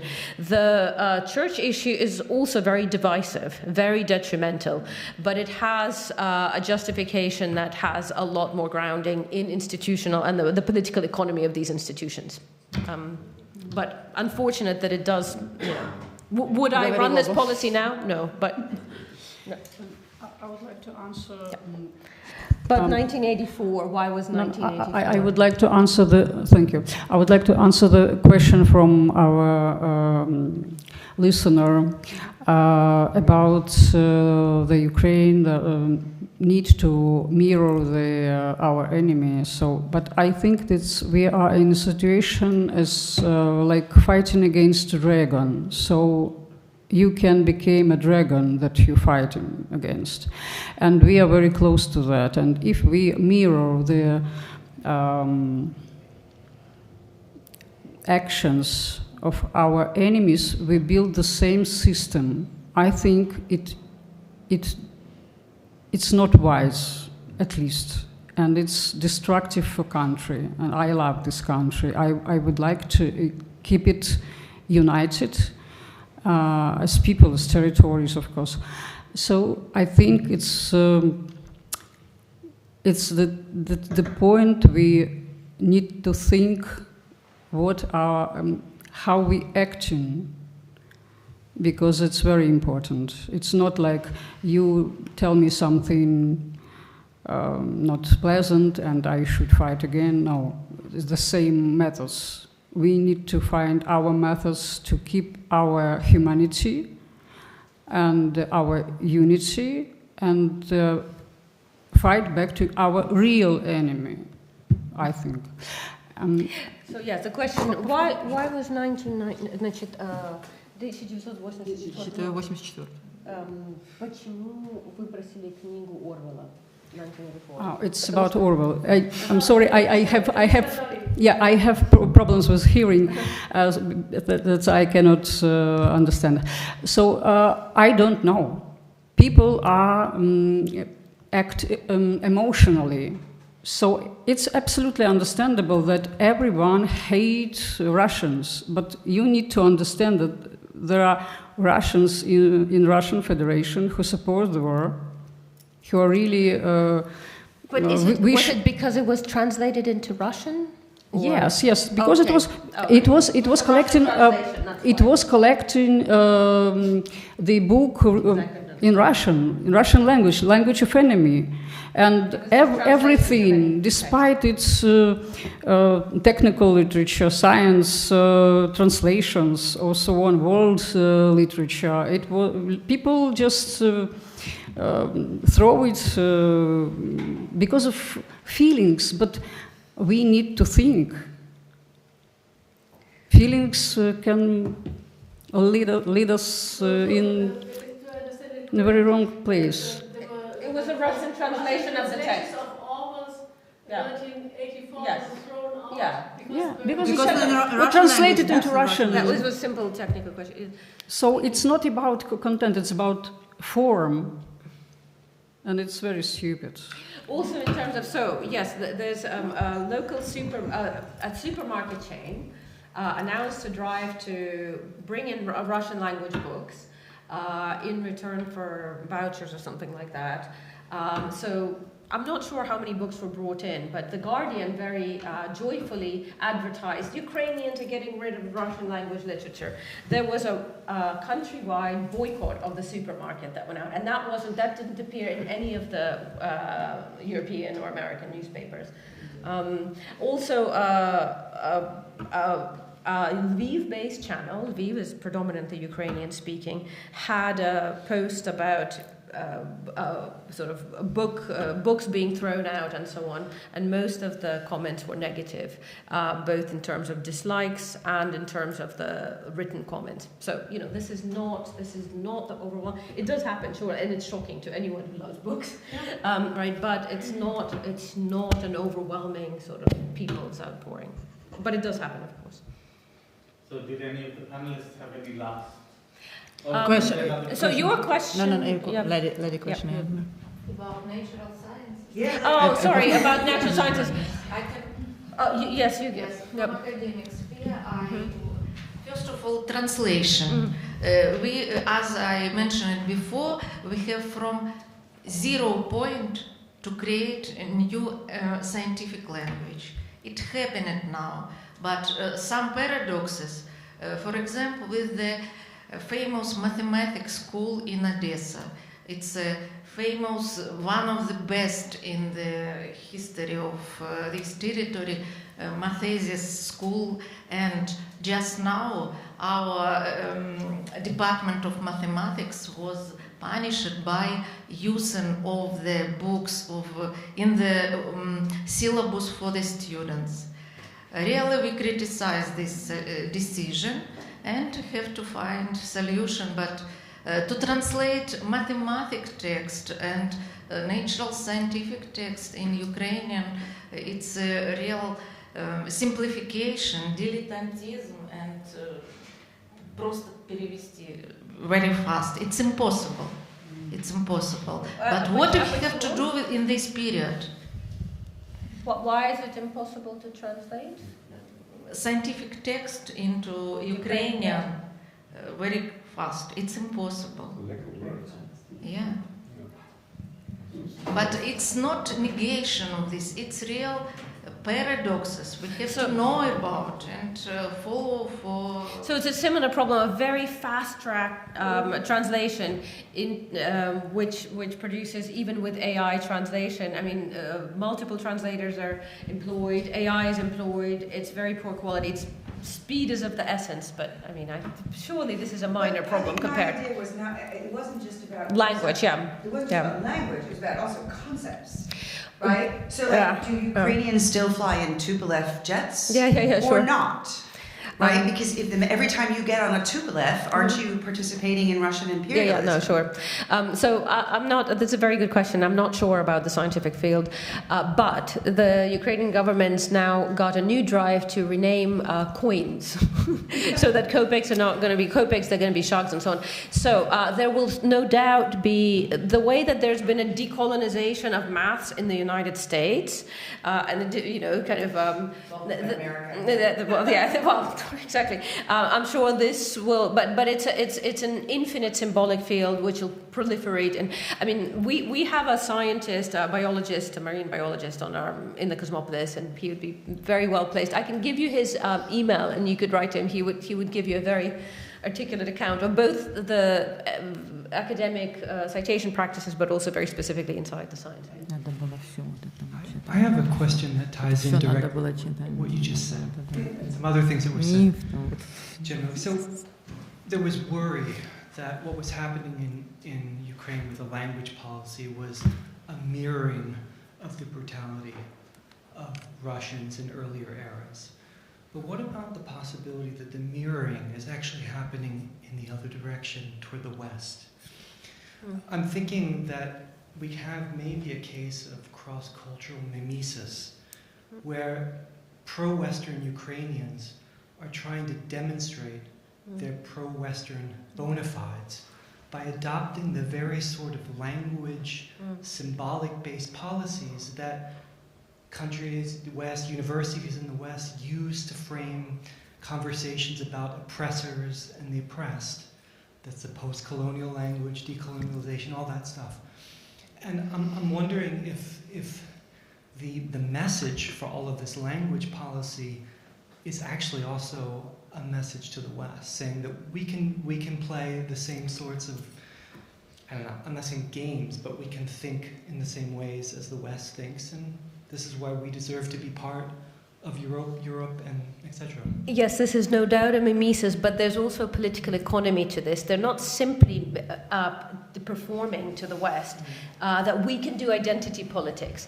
We can do, identity politics, and we can do decolonization, because that's what you want. But there is a real political economy of grant receipt, and Euro-American, mostly European grants, the salaries of these grants are quadruple, quintuple of ordinary salaries. So if you get these grants, you become a completely different class of person. You have 5-6 times more money than all the others. There's a lot of resentment surrounding that, but the grant, I have actually been engaged with grant-giving bodies that frame open calls in terms of identity, language, and so on, because I've been explaining and decolonization, how detrimental, how divisive this is. But the Euro-American sphere has very, very little understanding. So your question really goes to the heart of why we're doing this, and what I've been doing for a number of years, despite all these threats and calls for to the SBU and so on, precisely because I think it's absolutely pivotal that our Western allies understand that this is absolutely strategically deadly to Ukraine. That this is not just a matter of minor, culture war games. That this is deeply divisive. This alienates vast portions of the strategically pivotal parts of the country, and it does so through these innocent instruments of grants being framed by the language of decolonization and identity. So, yes, thank you.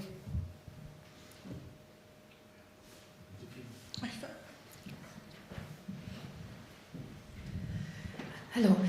Is there an English writing newspaper or homepage that you can recommend that gives a more broader view on Ukraine war and Ukraine?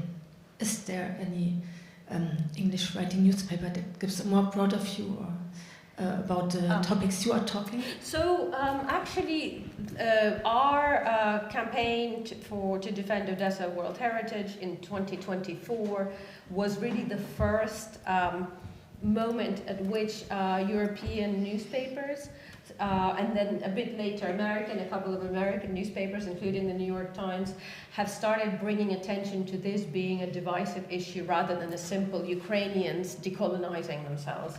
So they're quite on our website. If you go on cosmopolis.com.uk, I think there's a tab that says In Press. There's 25 articles about, not just about what we did, but about these culture wars. Actually, what's really the bigger sort of surprise here is that the left-leaning papers have been more reluctant. They have not been covering this issue. They have been sort of precisely in line with the language of decolonization and identity politics. They have been praising, people burning books and stuff like that. So I've been publishing. I published a piece in The Economist about sort of touching on this, but actually it's the right-leaning, right-of-center conservative, and I'm a lefty, I'm a socialist, but I can only publish now in The Spectator, which before I thought, oh God, but that's the space of greater freedom at the moment, right? So they publish, The Spectator publishes a greater variety of things, but it has started to emerge into the broader press over the past couple of years, and we take credit for that, actually. Yeah. But how dangerous is it for a Ukrainian to be an author in the Western press about these issues? So my salary comes from London. Yeah, so this is a different story. But right. I imagine it's so if you're Ukrainian. I don't know of a single Ukrainian who lives inside Ukraine who has published on this in Western press. That's end of story. I mean, that's it. There are a couple of Ukrainians who are sort of biliously critical of all. They've been driven kind of nuts, and they're just criticizing everything Ukrainian. One of them is very sensible, and I recommend you read his book. His name is Volodymyr Ishchenko, and he's a Marxist, sort of sociologist, I think he is by training. And then there's a woman, a historian called Marta Gavryshka, who has been saying this on Facebook, on social media mostly, and a bit in sort of YouTube blogs. But I don't think her English or indeed her thinking is sort of robust enough to really publish in proper broadsheets. And she rails. So they're both very polarized. There's very little. There's no room for, and I'm able to do this precisely because I have the safety of my job. Yeah.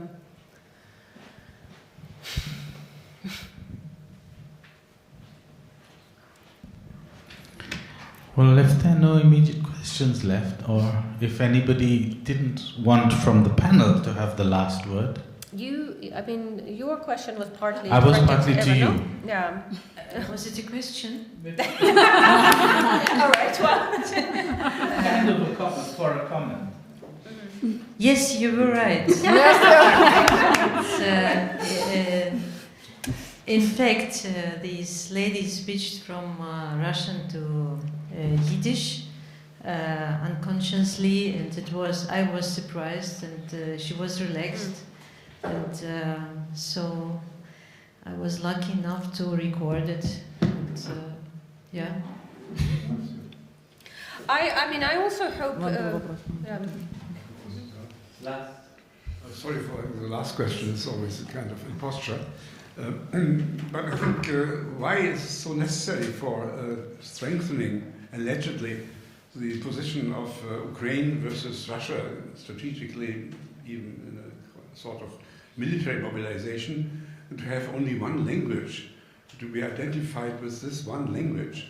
If you take other states like Switzerland, like Belgium, I lived in Belgium during the height of this language war between Flemish and French speaking. The French was also a sort of colonial language in the northern part of the Flemish part of Belgium. So the Flemish part, which became economically much more important, fought back, and finally the solution was federalization of Belgium. I think in Ukraine's situation is not, of course, now it's wartime, it's a big difference. Yeah. But in normal times, you would answer with a sort of federalization of Ukraine. You would have the western parts, which are very nationalist, Ukrainian speaking, and take the language as a flag of war. You would give them autonomy, and you give the Russian parts of Russian-speaking parts of Ukraine also a sort of autonomy. It's ridiculous to say that it's not a false. You're not a kind of false friend if you speak Russian in Ukrainian. You might be an Ukrainian patriot speaking Russian. I think there are many of them because the army will be partly speaking among themselves. Soldiers partly speaking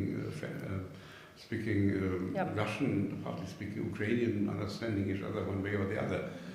So this why heightening well, we're glad we got that point across. Absolutely. There's no need to heighten. There's one thing that I would like to say about federalization. Great idea, terrific. I mean, Indian linguistic federalism is a fantastic example. But were it not for the hybrid war that Russia leads in the Donbass, because, of course, federalism would allow Russia to have representation in the Ukrainian parliament.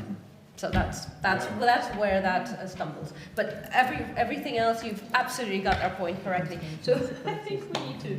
So shall we close this down and thank everybody very much for their stamina above all, but also for all the discussions that we've had.